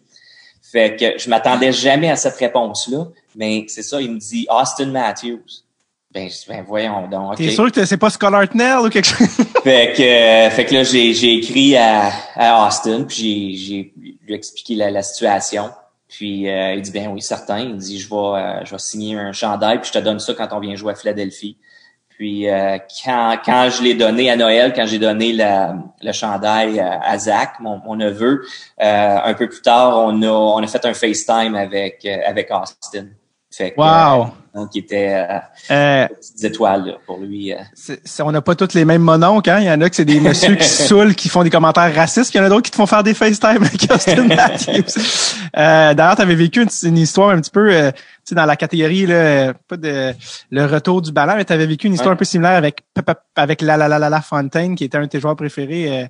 Je sais que tu l'as raconté, mais vu que on se tanne pas d'une histoire aussi. Ouais, c'est semblable à celle-là avec Austin Matthews. Pat Lafontaine, pour moi, j'ai 3 joueurs. Quand je grandissais, mes 3 joueurs préférés étaient Mats Naslund, Wayne Gretzky et Pat Lafontaine. Puis pas, tu sais, les 3, je les aimais. Il n'y en a pas un qui était plus haut que l'autre. Pour moi, c'était mes 3 joueurs que je préférais.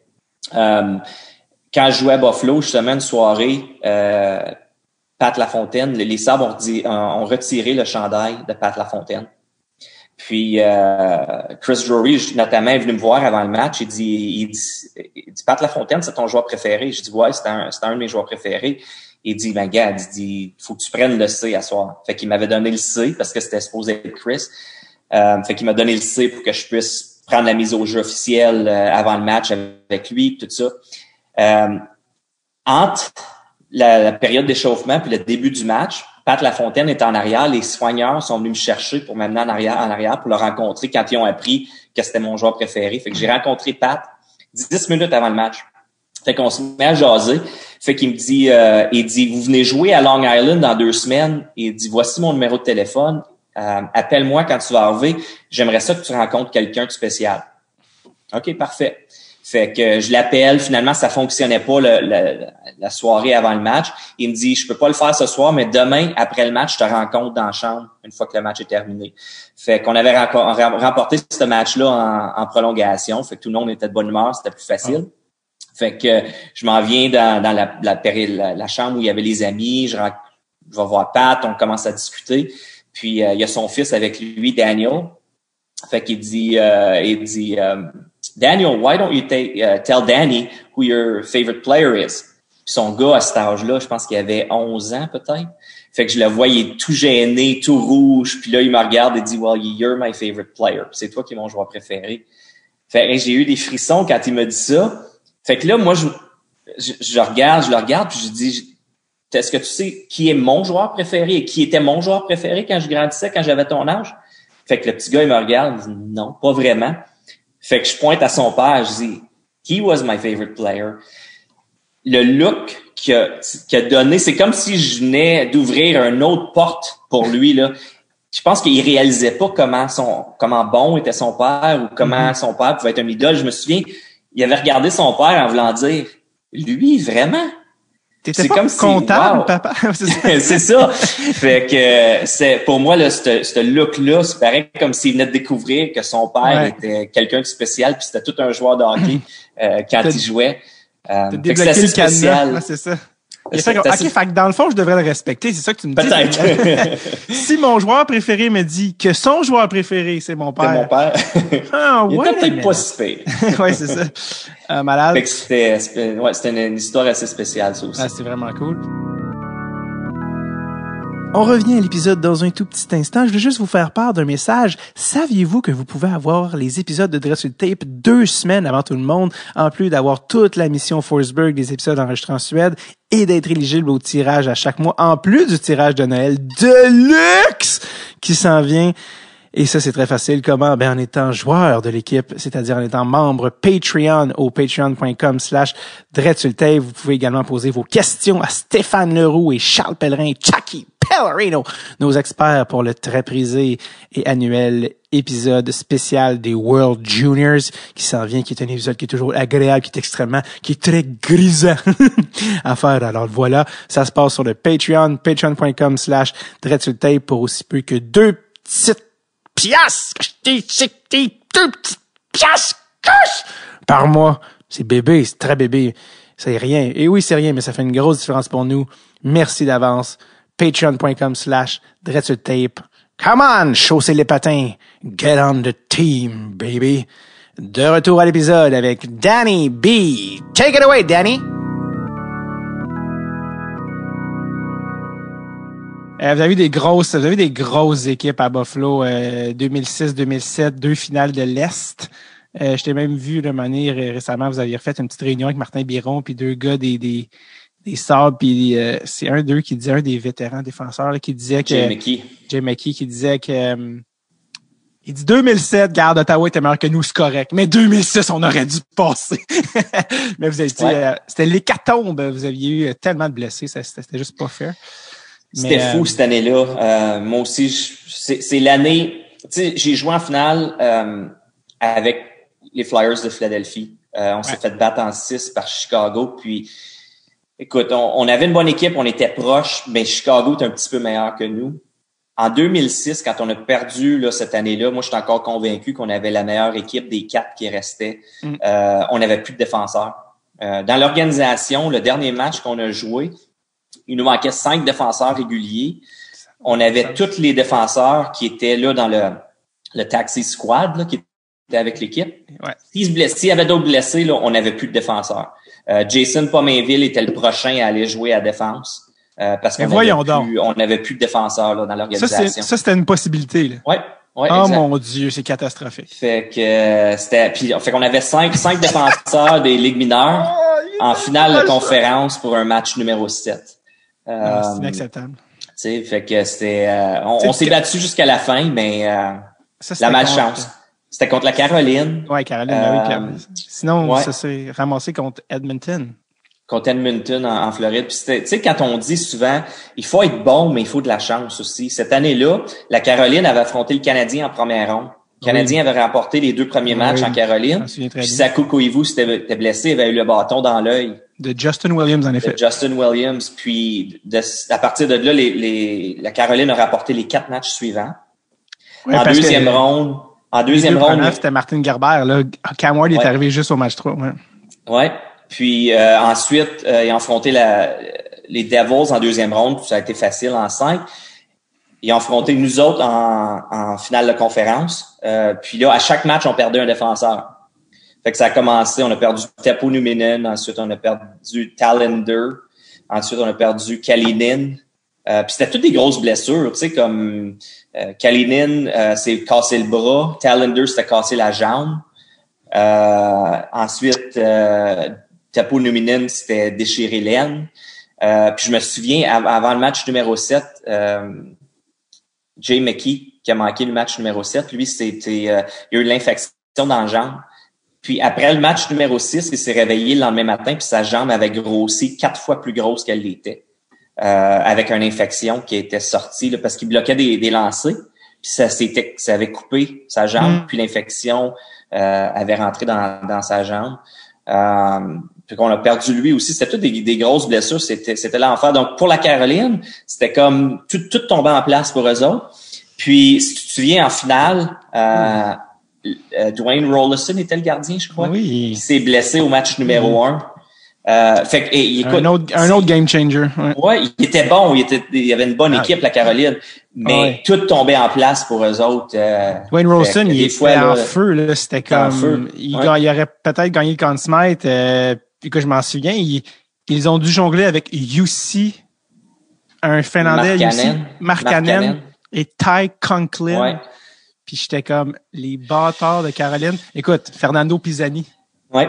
Je me suis encore dit en désavantage numérique, en overtime. Je me suis dit, j'ai flippé une table dans mon sous-sol quand il a scoré. C'était bon, bref, c'est des bons moments, mais j'ai reçu Georges Larac, je pense, le 2e épisode du podcast, il y a 4 ans. Il l'a encore sur le cœur. D'ailleurs, Ben, je parlant... comprends. Ben oui, mais hein, il dit les caisses de champagne étaient commandées. Le monde, il se voyait déjà à... Bref, parlant de perdre en finale, 2010. Et voilà, sujet à un autre. Ouais. T'es allé en finale. Tu as eu la chance de jouer beaucoup en série, c'est ça qui est cool quand même. Oui, Dieu sait que tu as performé.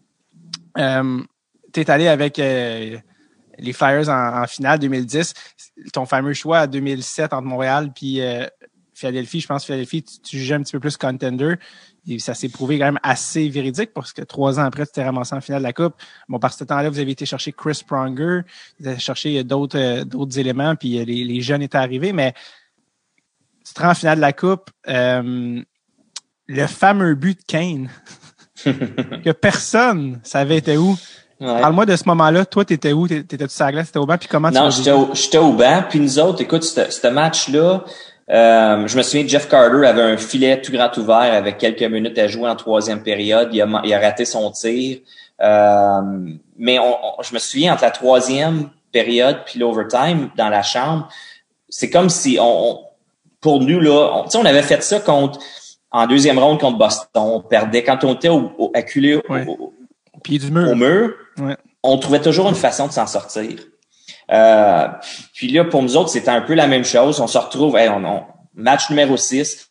On va trouver une façon, puis on va aller jouer le match numéro 7 à Chicago. C'était comme ça, là, la mentalité de la mentalité, puis comment on se sentait, l'atmosphère dans la chambre, là, c'était comme si on avait déjà gagné ce match-là. On se sentait, on était en confiance.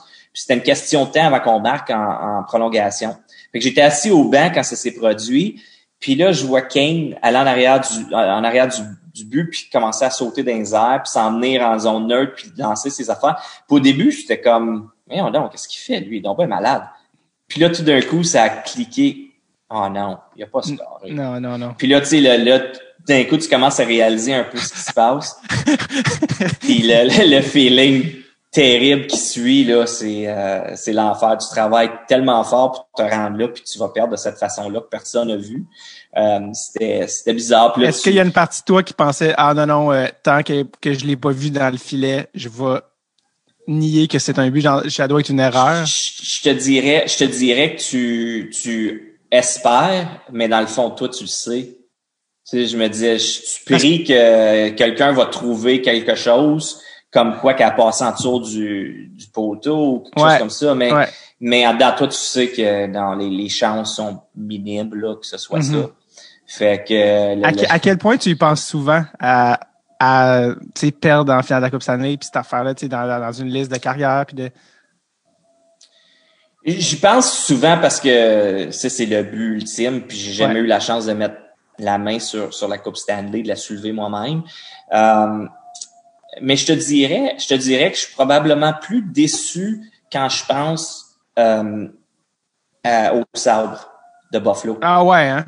Parce que je trouve que celle-là me fait plus mal, honnêtement, parce que je trouve que si on avait eu la chance de se battre au moins avec les éléments qu'on avait, tu sais, puis de perdre un défenseur à chaque match, c'est comme, c'est ça je suis déçu qu'on n'ait pas eu la chance de se battre avec un ou 2 éléments de plus. Tu sais, je peux comprendre que des blessures, ça se produit, mais de perdre 5 défenseurs dans une même série, c'est là que j'ai de la difficulté c'est caricatural. À accepter.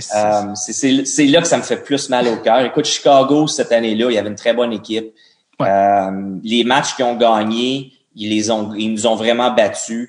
Mais il y avait une meilleure équipe que nous autres. Pas par grand-chose, mais il est un petit peu meilleur que nous autres, puis je leur lève mon chapeau. Donc, oui, ça fait mal quand même, mais moins mal que celle de Buffalo.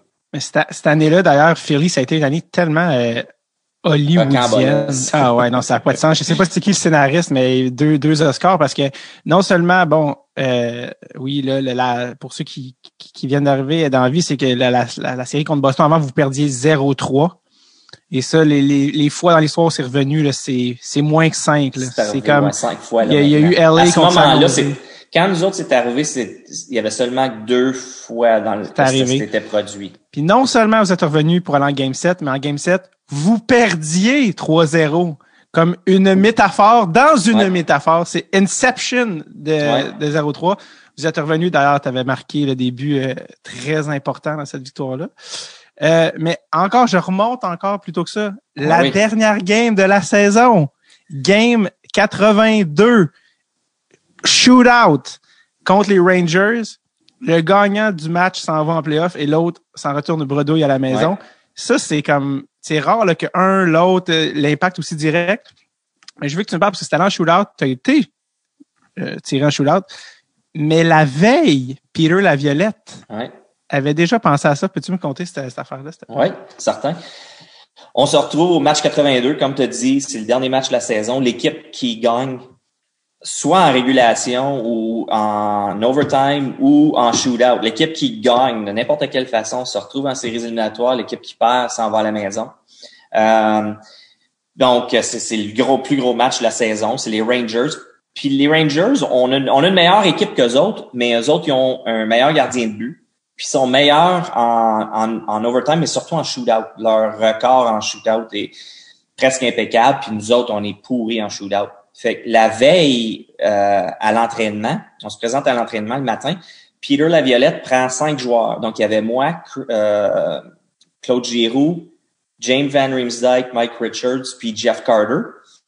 Puis il nous fait voir des vidéos sur Henrik Lundqvist sur des shootouts. Fait qu'il nous fait passer là, un 15-20 minutes avec Joe Mullen. Puis là, Joe, il nous dit, je veux tout le monde que vous preniez une feinte. Puis après l'entraînement, après la pratique, on va garder notre backup. Puis vous allez travailler cette feinte-là. Fait que on embarque sur la glace, on fait la pratique. À la fin de la pratique, nos 5. J'ai dû avoir pratiqué peut-être 8 à 10 fois la même feinte. Puis comme de raison, le lendemain au match, on avance au match, les Rangers scorent en début de match. Jody Shelley, de tous les gars qui peuvent scorer, c'est Jody Shelley qui donne les devants aux Rangers 1-0. On a été capable d'égaliser la marque. Je pense qu'il restait 7 minutes à jouer. 6 ou 7 minutes à jouer au troisième tiers. On a égalisé Matt Carl qui a marqué pour faire 1-1. Je crois que les tirs au but, après 3 périodes, étaient 46 à 17 en notre faveur. Les Rangers faisaient juste se défendre. J'ai même lu en quelque part que Henrik Lundqvist a dit après le match que c'était le match le plus difficile qu'il y a eu à jouer parce qu'il dit il n'y avait pas de repos. Il dit les Flyers ont été dans notre zone pendant toute la rencontre. Il dit je pouvais pas me reposer, j'avais pas le temps de me reposer à aucun moment du match. Fait qu'il dit il était complètement vidé après le match. Mais on se retrouve en shootout. Puis naturellement, j'étais le premier à y aller. Puis j'avais ma feinte en tête, je savais exactement ce qu'il y avait à faire. Mais quand je me suis présenté dans le centre de la glace, il y a un moment où tout d'un coup, je me suis mis à penser, mon Dieu, c'est le plus gros match de la saison. Si on fait pas une série, combien d'argent que notre propriétaire va perdre? Tout le monde va être en maudit. On était à Philadelphie. Puis là, je me suis retourné à mes outils avec le psychologue sportif. Puis là, c'est de complètement tout fermer. Tu as une idée en tête, tu t'approches devant le gardien de but, tu as ta feinte, tu sais ce que tu veux faire, puis tu vois le filet. Il n'y a pas de gardien. Fait que tu t'imagines que tu t'en viens. Il n'y a personne dans les estrades. Puis quand j'ai pris la rondelle, j'étais capable de tout fermer, puis j'ai pris la rondelle, puis je m'en viens, puis je parlais de ça justement les dernières semaines quand on faisait d'autres podcasts ici à Philadelphie. Il y a une personne qui me demandait, tu te souviens-tu de la foule? Qu'est-ce que la foule a fait? Puis là, j'essayais de penser, je me souviens même pas. J'étais tellement concentré juste à voir le filet puis à faire ma feinte. Je pouvais même pas dire, aujourd'hui, je pourrais même pas dire si la foule était debout ou assise, s'ils criaient ou si c'était le silence. J'avais vraiment aucune idée. J'étais dans ma bulle puis il n'y a rien d'autre qui existait. J'étais capable de faire ma feinte, ça a fonctionné. Ouais. Par la suite, Claude Giroux, mais Mike Richards a raté le deuxième tir. Puis Parenteau a scoré pour les Rangers, donc on était égalité. Claude Giroux était notre troisième shooter. Puis lui c'est drôle parce que il est arrivé devant Lundqvist puis il a changé sa feinte. Fait qu'il avait sa feinte en tête, puis il est arrivé devant lui puis il a paniqué, il a vu d'autres choses, puis il a lancé à passer entre les jambières de Lundqvist. Donc ça nous a donné les devants 2-1. Puis Brian Boucher a arrêté par la suite Olli Jokinen sur le dernier tir pour qu'on aille. Puis tu sais, ce match-là a fait qu'on s'est rendu jusqu'en finale de la Coupe Stanley. Ben oui, c'est incroyable. Mais on peut aller encore plus loin en arrière. Ouais. Si on se retrouve au mois de décembre, notre entraîneur John Stevens s'est fait congédier. Oui. Puis on a rentré Peter Laviolette. On était dans la division, dans la conférence de l'Est, on était en 14e place sur 15 équipes. À la mi-décembre. Les gens oublient ça souvent, ils se réalisent pas que tout était à l'envers pour nous autres. Mais on dirait qu'à chaque fois cette année-là qu'on se retrouvait là acculé au bout du mur, on trouvait une façon de se relever. Puis c'est pour ça que au match numéro 6, quand on s'est retrouvé en prolongation face aux Blackhawks, on se disait c'est l'histoire de notre saison. On va trouver une façon, on l'a fait toute l'année, on va trouver une façon. Puis c'est pour ça qu'on y croyait vraiment. Ben, c'est pas sans rappeler les Blues de l'année passée ou qui avant Bennington en janvier était dernier dans la ligue ou quelque chose comme ça. Oui, très, très semblable. Puis en fait, vous, j'imagine, mais c'est peut-être la seule chose qui vous a manqué, c'est peut-être un Bennington. C'est un gardien peut-être qui vole pas pour blâmer les gardiens. Là, je pense que Michael Layton, tout le monde a fait son mieux dans cette affaire-là, mais d'avoir un goaler qui fait OK, là, je vais voler le show, tu sais, parce que vous aviez à l'avant puis en défense une équipe vraiment profonde. Ouais, mais on a perdu les services de Ray Emery pendant la saison. Oui. Donc ça nous a fait mal. Un autre gros morceau. Ensuite, Brian Boucher était notre numéro 2. Brian a pris les rênes pendant la majeure partie de l'année. On était capable de ramasser Michael Layton, mais Michael Layton était supposé d'être seulement qu'un backup ou un peu une réserve si jamais on se retrouvait dans le trouble. Il s'est retrouvé dans les mineurs. On l'a rappelé en fin de saison. Puis là, Brian Boucher s'est blessé à 2 reprises en séries éliminatoires. Puis c'est là que Layton est embarqué. Quand il est embarqué dans le filet, on est revenu. On a gagné 3 matchs consécutifs contre Boston. On a gagné... il y a eu 3 jeux blancs contre le Canadien en finale de conférence. Tu sais, les gens oublient ça souvent. Ouais. Layton a été fabuleux face à Boston, face aux Canadiens. Mais quand il s'est retrouvé contre les Blackhawks avaient une grosse offensive, puis ils jouaient beaucoup plus du style, on dit Est-Ouest plutôt que Nord-Sud. Tu sais, le Canadien, les Bruins, c'était des équipes beaucoup plus le long des bandes Nord-Sud, des tirs de loin, puis on crash le filet, tandis que tout à coup, Chicago, eux autres, là, c'était des passes d'un bord à l'autre de la patinoire. Puis Layton, c'était peut-être pas le gardien. Il était gros, prenait beaucoup de place, mais il se déplaçait pas, disons, aussi bien là que certains autres gardiens. Puis c'est ça qui lui a peut-être fait mal là, en finale. Mais il nous a quand même aidé. Là. Il était très, très bon pour nous autres. Parlant de finale de l'Est, peut-être tu pensais que c'était ta dernière fois que tu allais y aller, mais 2014, rendez-vous manqué de Montréal numéro 3 parce qu'après le balotage de Phoenix, après le UFA 2007, fin de carrière, on va quand même, pas fin de carrière, mais oui, ton dernier contrat dans le fond, c'est vrai. Ouais. Tu as la chance de signer quand même de jouer pour le Canadien, qui est quand même le rêve de Patrice Bélanger, absolument. Et donc, moi-même aussi. Oui, non, je fais une blague, mais je viens juste de me rappeler aussi, Patrice, j'ai déjà joué avec dans la ligue de l'UDA. OK. Il est connu pour être extrêmement feisty. Et quand il joue, j'ai fait comme hey! Parce que moi aussi, j'ai un petit côté un peu Asperger, mais je fais c'est le casque à Daniel. Savais-tu qu'il jouait avec ton casque? Ben oui. Il jouait avec ton casque de Team Canada. Ah oui, il y a beaucoup de mon équipement. Presque tout son équipement, ça vient. C'est ça. Ça vient de moi quelque part, ouais. C'est comme un casque soit de World Juniors ou de World Championship, genre de 2003. Mais tu vois que c'est les vieux logos, puis c'est pas le numéro de 48, là, c'est le numéro 8 ou 9, ou je sais pas trop, bref. Ouais.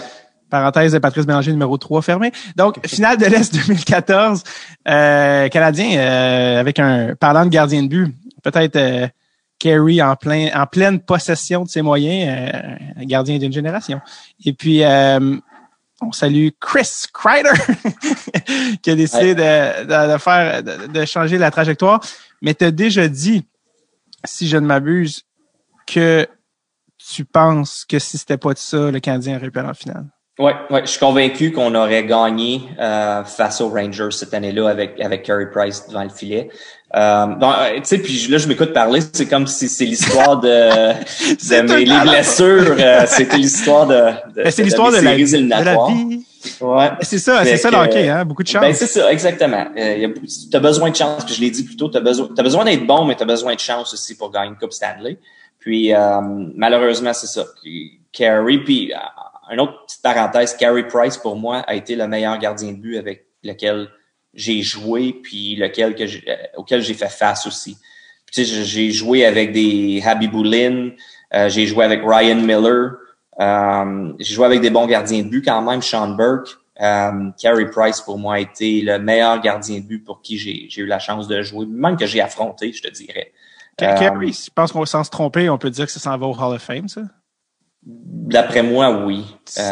Écoute, c'est assez ce qu'il a fait, puis de le faire à Montréal avec la pression année après année, pour moi, ça, je sais qu'il y a pas de statistique qui va démontrer ça. C'est le gardien qui a le plus de victoires de l'histoire du Canadien. Ah, justement, ça devrait le rentrer. Mais j'allais dire, il n'y a pas de statistique qui démontre de jouer devant un marché, devant des fans comme Montréal où ils connaissent leur hockey, puis c'est beaucoup de pression.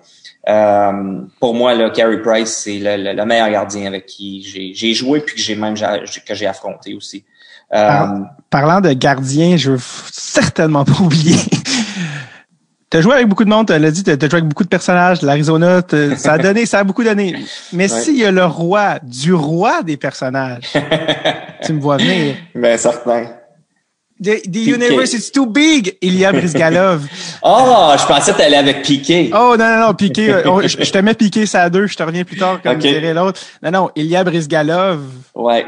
Ne donne pas sa place. Et en plus, c'était l'année que t'étais là à Philly, c'est l'année qu'ils ont fait 24/7 HBO avec ses déclarations, je pense que le terme c'est ésotérique, sur l'univers. Mais il faut que tu me parles d'Ilya Bryzgalov, sérieusement. Ouais, écoute, je pense que 24/7 lui a fait plus de mal que de bien parce que il est devenu, pour lui, dans sa tête, il était devenu un acteur plus qu'un joueur de hockey à ce moment-là. Il s'est perdu, je pense, un peu à travers tout ça. Il a perdu le focus sur le hockey. Mais écoute, c'est un gars qui pense différemment de nous.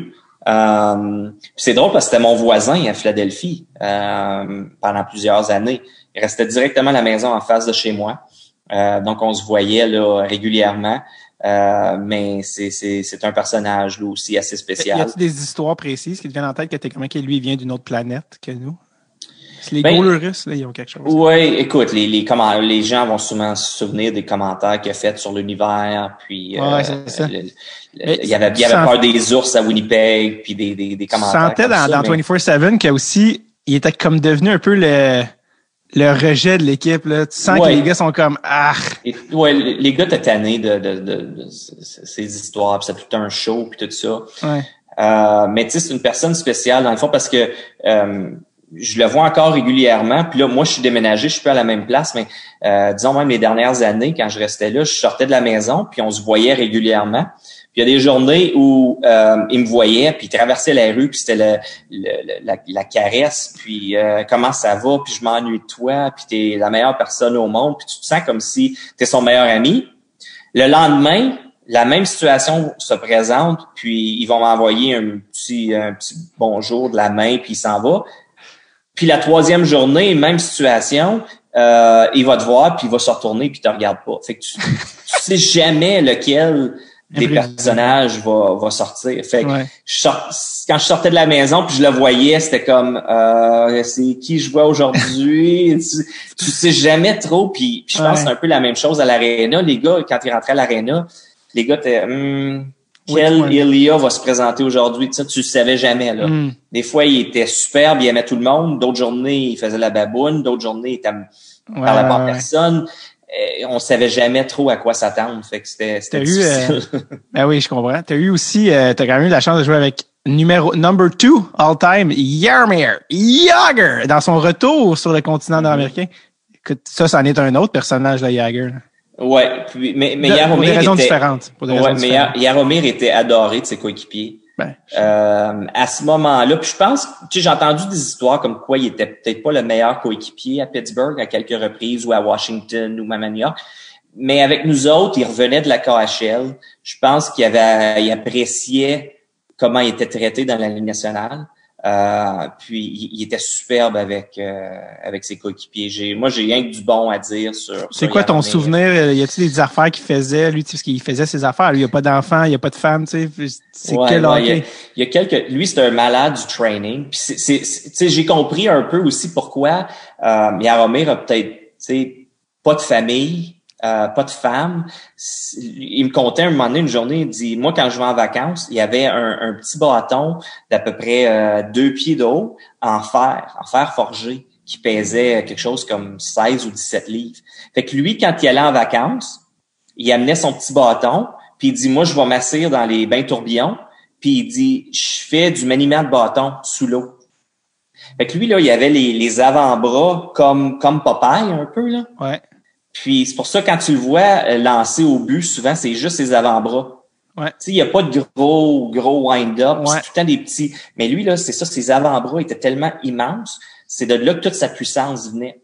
Fait que lui, quand il allait en vacances, il amenait son petit bâton, puis il allait faire du maniement de bâton sous l'eau pour garder ses bras en forme. Ou d'autres choses, je me souviens, on avait un party d'équipe, un soir un party de recrues, où les joueurs nous sortent. Puis lui était retourné à l'hôtel parce qu'il boit pratiquement pas, ce qui est bien. Puis je respecte ça. Il était retourné à l'hôtel vers 10h, 10h30. Il était allé se coucher. Puis nous autres, je me souviens encore, on était revenus à l'hôtel, il était 1h du matin. On jouait pas le lendemain, là, faut clarifier ça. Ouais. Fait qu'on revient, on était 7-8 gars, on revient à 1h du matin. Qu'est-ce qu'on voit sortir de sa chambre? Yaromir. Fait que lui, il s'était réveillé, il avait pris un nap ou Une sieste. Puis là, il dit j'ai trop mangé, il dit faut que j'aille faire une course pour brûler des calories. Il était 1h du matin. Fait qu'il allait faire une course. Puis au point où nos soigneurs, nos equipment managers, lui donnaient une clé parce que lui, souvent, quand il se réveillait la nuit, il allait à l'aréna s'entraîner. Fait qu'il voulait aller patiner, il voulait aller lancer, il voulait aller lever des poids. Fait que là, souvent, il appelait les soigneurs à minuit ou 1h du matin. Fait que les autres, ils dormaient, puis là, ils réveillaient, j'ai besoin d'aller à l'aréna m'entraîner. Fait qu'à un moment donné, là, après quelques reprises, ils ont donné une clé. Fait qu'il pouvait y aller lui-même. Il allait s'entraîner, là, il lui avait donné le code pour l'alarme. Wow. Puis là, il y avait Voracek, qui était très, très jeune à ce moment-là, qui restait avec lui. Puis Voracek, il nous contait des histoires. Là, il allait le réveiller à 1h du matin pour que Voracek aille s'entraîner avec lui. Puis Voracek, lui, c'est pas un très, très gros fervent de l'entraînement, fait qu'il l'envoyait promener. Mais oui, il y a c'est ça la NHL? Non, Jacob, c'est pas ça. Mais c'est ça. Mais tu peux comprendre, je peux comprendre pourquoi, tu sais, il y a pas de famille, ou il y a pas de femme, ou il y a pas d'enfant. Lui, c'est le training. Écoute, il joue encore au hockey. Ah ouais, 47, 48. 48, je pense, puis il joue encore. Il appartient à l'équipe, puis il joue pour l'équipe qui appartient en République tchèque. Mais pour lui, c'est sa vie. Il adore le hockey, puis il s'entraîne comme un malade. Fait que, incroyable. Ben là, j'avais mis Piqué ça à 2. Qu'est-ce que tu voulais dire sur ce bon vieux Piqué? Mais je pensais que t'allais là. Écoute. Non. Mais le pire, c'est que je vois aussi le 11h, je vois que 11h approche, puis je veux pas te retenir trop longtemps. Fait que il reste encore des trucs que je veux te parler. Fait que on va y aller rapid fire. Je t'envoie des sujets. Puis tu peux, en 1 ou 2 phrases, tu peux parler de ça. Buffalo, on n'a pas parlé. La bataille générale, Ray Emery contre Martin Biron. T'étais là? J'étais sur la glace. Eh oui! Andrew Peters, qui était un coéquipier aimé de tout le monde, est venu à sa rescousse. C'était assez spécial de voir ça. Mais la rivalité entre les Sabres et les Sénateurs, ça venait là, de quelques années en séries éliminatoires s'affronter. Donc, il y avait beaucoup de haine entre ces deux équipes-là. Absolument. Les lockouts ont permis d'aller jouer un petit peu en Europe. 2004-2005. À Berne, tu as joué à Berne avec un gars qui est passé au podcast, ce bon vieux Sébastien Bordelot, mais aussi Danny Heatley. Oui. J'ai joué avec, malheureusement, j'ai joué avec Danny Heatley. Il s'est blessé à l'œil quand on était là à Berne. C'est moi qui avais tiré, justement. Il était tombé en avant du match, puis en avant du but, en même temps que je prenais un lancer, puis la rondelle avait dévié sur le défenseur, puis elle l'avait frappé dans l'œil, malheureusement. C'était à l'époque où il portait pas de visière? Il portait une petite visière, mais il la mettait complètement en haut, fait qu'elle protégeait pas les yeux. Là, aujourd'hui, il en portait une, par la suite, il en portait une jusqu'en bas, là. Écoute, c'est malheureux ce qui est arrivé là. Puis c'est Jean-Pierre Dumont, JP, qui est venu le remplacer par la suite à Berne.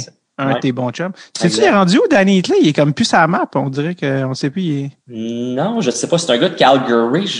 Ça fait quelques années que j'ai pas entendu parler de lui. Parce qu'il était joué en Allemagne un peu, vu qu'il a le passeport, il y a la... Ouais, il y a le passeport allemand parce que son père avait joué là. Mais non, je suis pas sûr où il est rendu. Parlant de l'Allemagne, tu as joué à Berlin en 2012 avec ce bon vieux Claude Giroux. J'imagine que vous devez vous parler un peu en français, jamais je croirais. Oui. Claude. Oui. Et oui, t'allais dire, excuse. Non, oui, Claude, moi et Claude, on se parle encore régulièrement. Je le vois ici à Philadelphie tout le temps. Fait que oui, on est encore très proches. Puis c'est ça, on est allés jouer ensemble à Berlin. Écoute, pour moi, les deux places, Berne et Berlin, je suis tellement heureux de l'avoir vécu. J'aurais jamais vécu ça s'il n'y avait pas eu de lockout. Fait que c'est sûr que c'était pas l'idéal, les lockouts, mais ça m'a donné la chance de vivre des expériences incroyables que encore aujourd'hui, là, je pense souvent que j'aimerais ça y retourner. Mais oui, Berlin, t'as tellement aimé ça que apparemment que t'as même des talents d'agent. Est-ce que tu sais de qui je parle que t'as envoyé à Berlin? Bruno Gervais? Exactement. Ouais. Qu'est-ce que t'as dit à Berlin pour qu'il signe Bruno? Comment tu l'as vendu? Ben écoute, Bruno, pour moi, c'est un défenseur de la Ligue nationale. Donc là, quand il était en fin de carrière, puis je cherchais, puis ils m'ont dit on a un nom, on a quelques noms, ils m'avaient dit, puis quand ils m'ont nommé le nom à Bruno, premièrement, en fait, défenseur, c'est un défenseur de la Ligue nationale. Oui. Il va être excellent en Allemagne. Puis en plus, la personne elle-même, qui est une des meilleures personnes, tu sais, puis un des meilleurs coéquipiers avec qui j'ai joué. Je dis, vous ne pouvez pas vous tromper avec une personne comme ça. C'est vrai, c'est absolument vrai. Il y a une question que les gens m'ont envoyée qui n'arrêtait pas de dire, pourrais-tu demander à Daniel que tu as joué ton 3A à Amos? Alors que tu viens de Gatineau, ils sont comme, pourquoi il s'est ramassé à Amos? J'ai joué 2 places. Donc, ma première année, à 15 ans, il y avait pas d'équipe en Outaouais à ce moment-là. Donc, nous autres, notre bassin en Outaouais appartenait à l'Abitibi. Donc, on est allé jouer, on devait aller jouer en Abitibi. Puis, il y a eu une expansion à Gatineau l'année suivante. Puis c'est là que je suis revenu à Gatineau. Puis à Gatineau, on a gagné le championnat l'année suivante, mais j'ai passé une année complète à Amos. Amos, tu as joué ton junior à Drummond avec une couple de gars qui sont passés au podcast. Et je sais pas si tu as gardé des bâtons de ton junior, mais il y a un gars qui est passé au podcast qui m'a dit que c'est lui qui a le bâton de ta dernière game junior. Ah oui? Est-ce que tu sais de qui je parle? Non. Martin Bradette. Ah oui. Qui est passé au podcast parce que lui, il a joué Roller Pro en France, puis on voulait parler du Roller qui est comme un peu spécial, qui a pas tant de monde ont joué. Comment il s'est retrouvé avec mon bâton? Ça, je sais pas.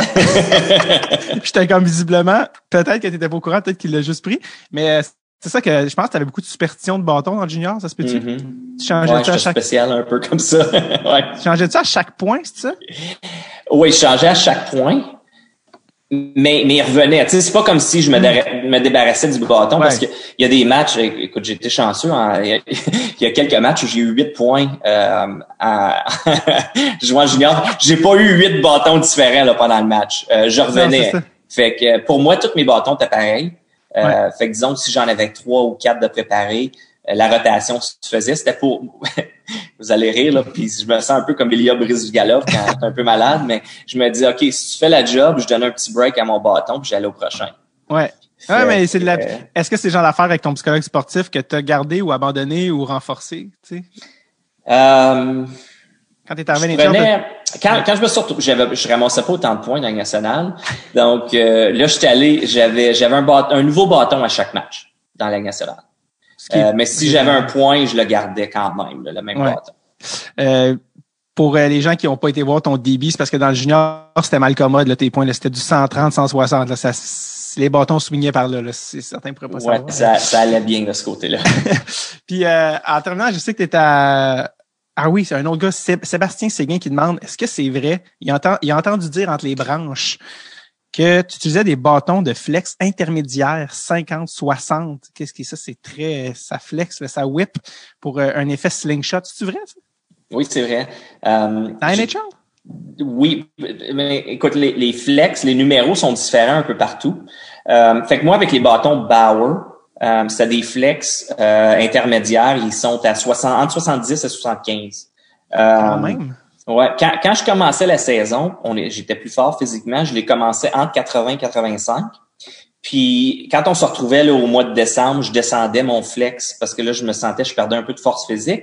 Je le descendais entre 70 et 75 pour utiliser le flex un peu plus en ma faveur pour le whip de la rondelle. Puis ça c'est drôle parce que quand j'étais à Drummondville, il y avait l'usine Koho qui était à Drummondville dans ce temps-là. Puis eux autres, ils m'ont invité une journée puis ils m'ont dit est-ce que tu serais intéressé, on fait des tests, est-ce que tu serais intéressé à venir essayer différentes choses puis nous donner des feedbacks sur les différents flex? Fait que bien sûr, ça m'intéresse. Fait que c'est comme ça que j'ai commencé à travailler avec différents flex, puis j'ai appris comment les utiliser puis qu'est-ce qui allait mieux pour moi, quel flex allait mieux pour moi. Et tu pesais combien à Philly, là? À Philadelphie, j'étais dans le 175 à 180 à peu près. Parce que là, moi, je joue avec du 85 puis je suis pas beaucoup plus pesant que toi. Fait que je suis comme peut-être faudrait que je baisse. Mais ses poignets, c'est peut-être plus rough aussi quand c'est plus stiff, peut-être. Ou... Ben, c'est plus dur, ses poignets. Plus que c'est stiff, c'est plus dur que c'est ben oui, c'est ça, c'est pour ça que j'ai dit. Ben, j'ai jamais joué avec du 75. On a souvent l'impression que plus que le flex est haut, mieux que c'est. Mais moi, j'ai réalisé très, très rapidement là, que c'était le contraire. Il y a des gars dans le national qui utilisent des flex de 115, 120, 125. Les gars pesants. Ben, c'est ça. Ils ont plus de force physique pour utiliser. Mais moi, c'était pas ma force. J'utilisais le flex pour amener un peu plus de vélocité à mon tir. Oui, Chara, Weber, c'est sûr que ça eux reprend autres qui ont besoin, ben oui. Des barres en métal. Étienne Drapeau aussi est passé au podcast. Avec qui tu as joué. Tu savais qu'il est devenu chanteur, right? Oui. Oui, exactement. Non, écoute, je pense qu'on a... Écoute, j'avais 36 pages. Je me suis dit, on a assez pour faire un 4 heures. Mais non, on a fait le tour. Mais en fait, la dernière fois que je t'ai demandé, c'est où est-ce que tu es rendu en ce moment? C'est, vu que tu étais pour revenir full circle au début, Maine Mariners, mais là, dans le fond, je veux savoir, ton but, c'est d'être GM NHL. C'est pas un secret, je pense. Je sais pas si c'est GM ou président. Ce serait la job ultime. Puis là, justement, il y a 2 semaines, j'ai fait partie là, de l'équipe avec les Flyers. J'étais dans la chambre pour le repêchage. Je vais commencer à travailler avec les Flyers en fait développement aussi là cette saison, développement de certains joueurs.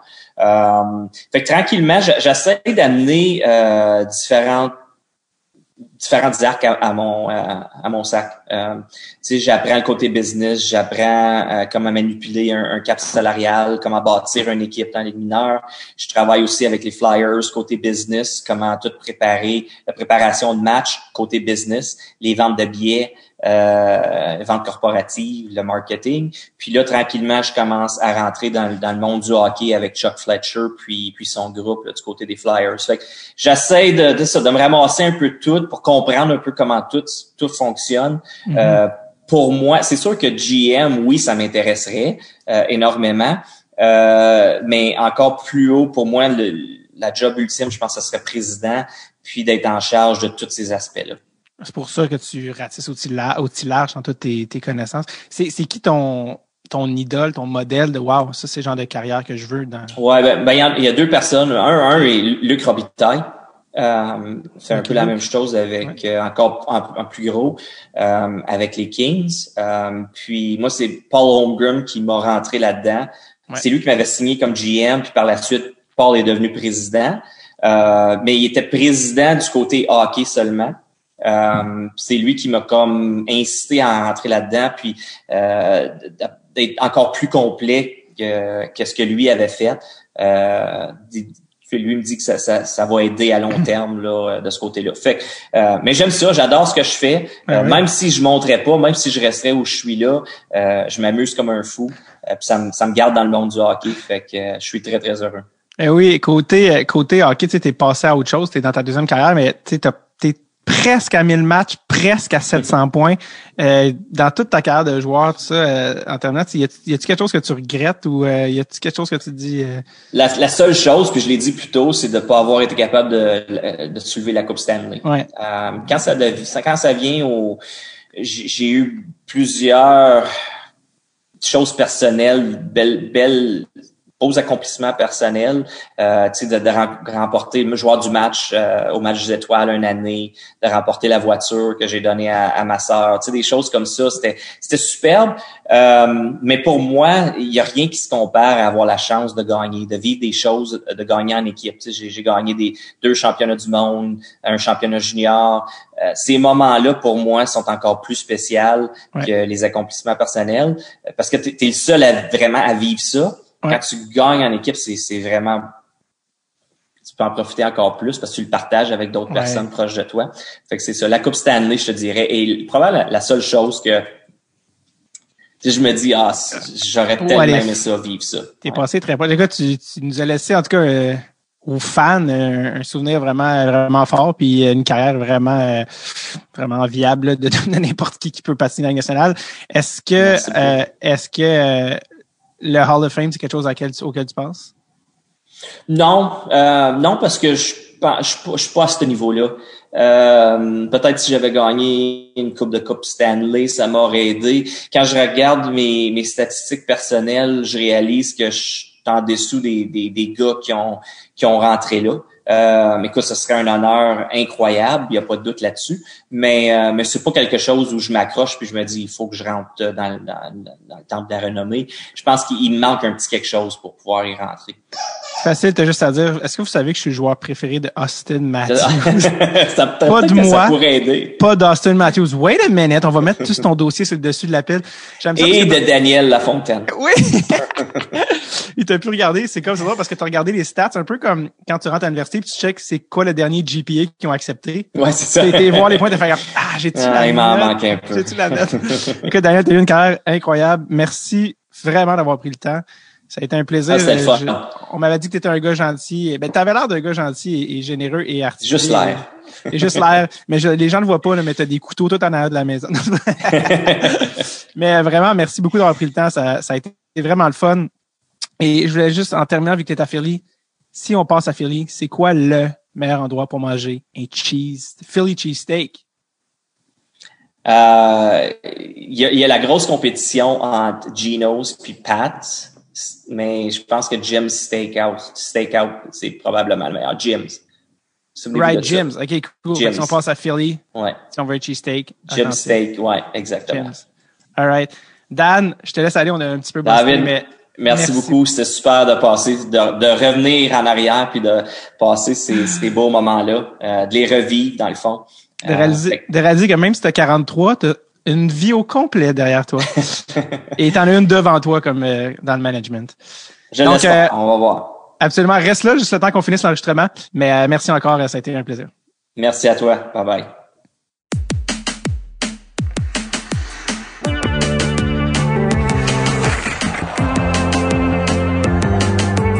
Non, mais il est-tu fin, ce gars-là? Bout de cul! Non, mais il est fin, qu'est-ce que tu veux? Il est fin, tu le dis. À un moment donné, tu mens pas là-dessus.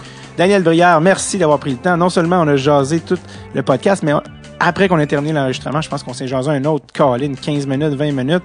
On parlait de tout et de rien, ces gars, l'université, tout ça, jusqu'à ce qu'il réalise de manière qu'il est en retard pour un meeting. Donc, merci à Daniel. C'est juste pour vous donner une idée à quel point il était généreux. Il comptait pas son temps. Donc, c'est pas une joke. Il est fin pour vrai. TikTok. Ah, tu parles-tu de l'application avec les vidéos super désagréables? Non, je parle du temps qui file, mesdames et messieurs. Si vous voulez avoir votre gear Dread sur le tape, dépêchez-vous, dreadsultape.com. Sinon, on se voit la semaine prochaine pour un épisode et pas n'importe lequel de Dread sur le tape.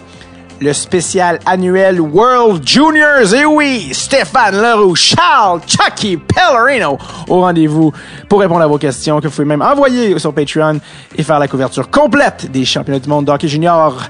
Be there or be square. OK, bye-bye now, bye-bye.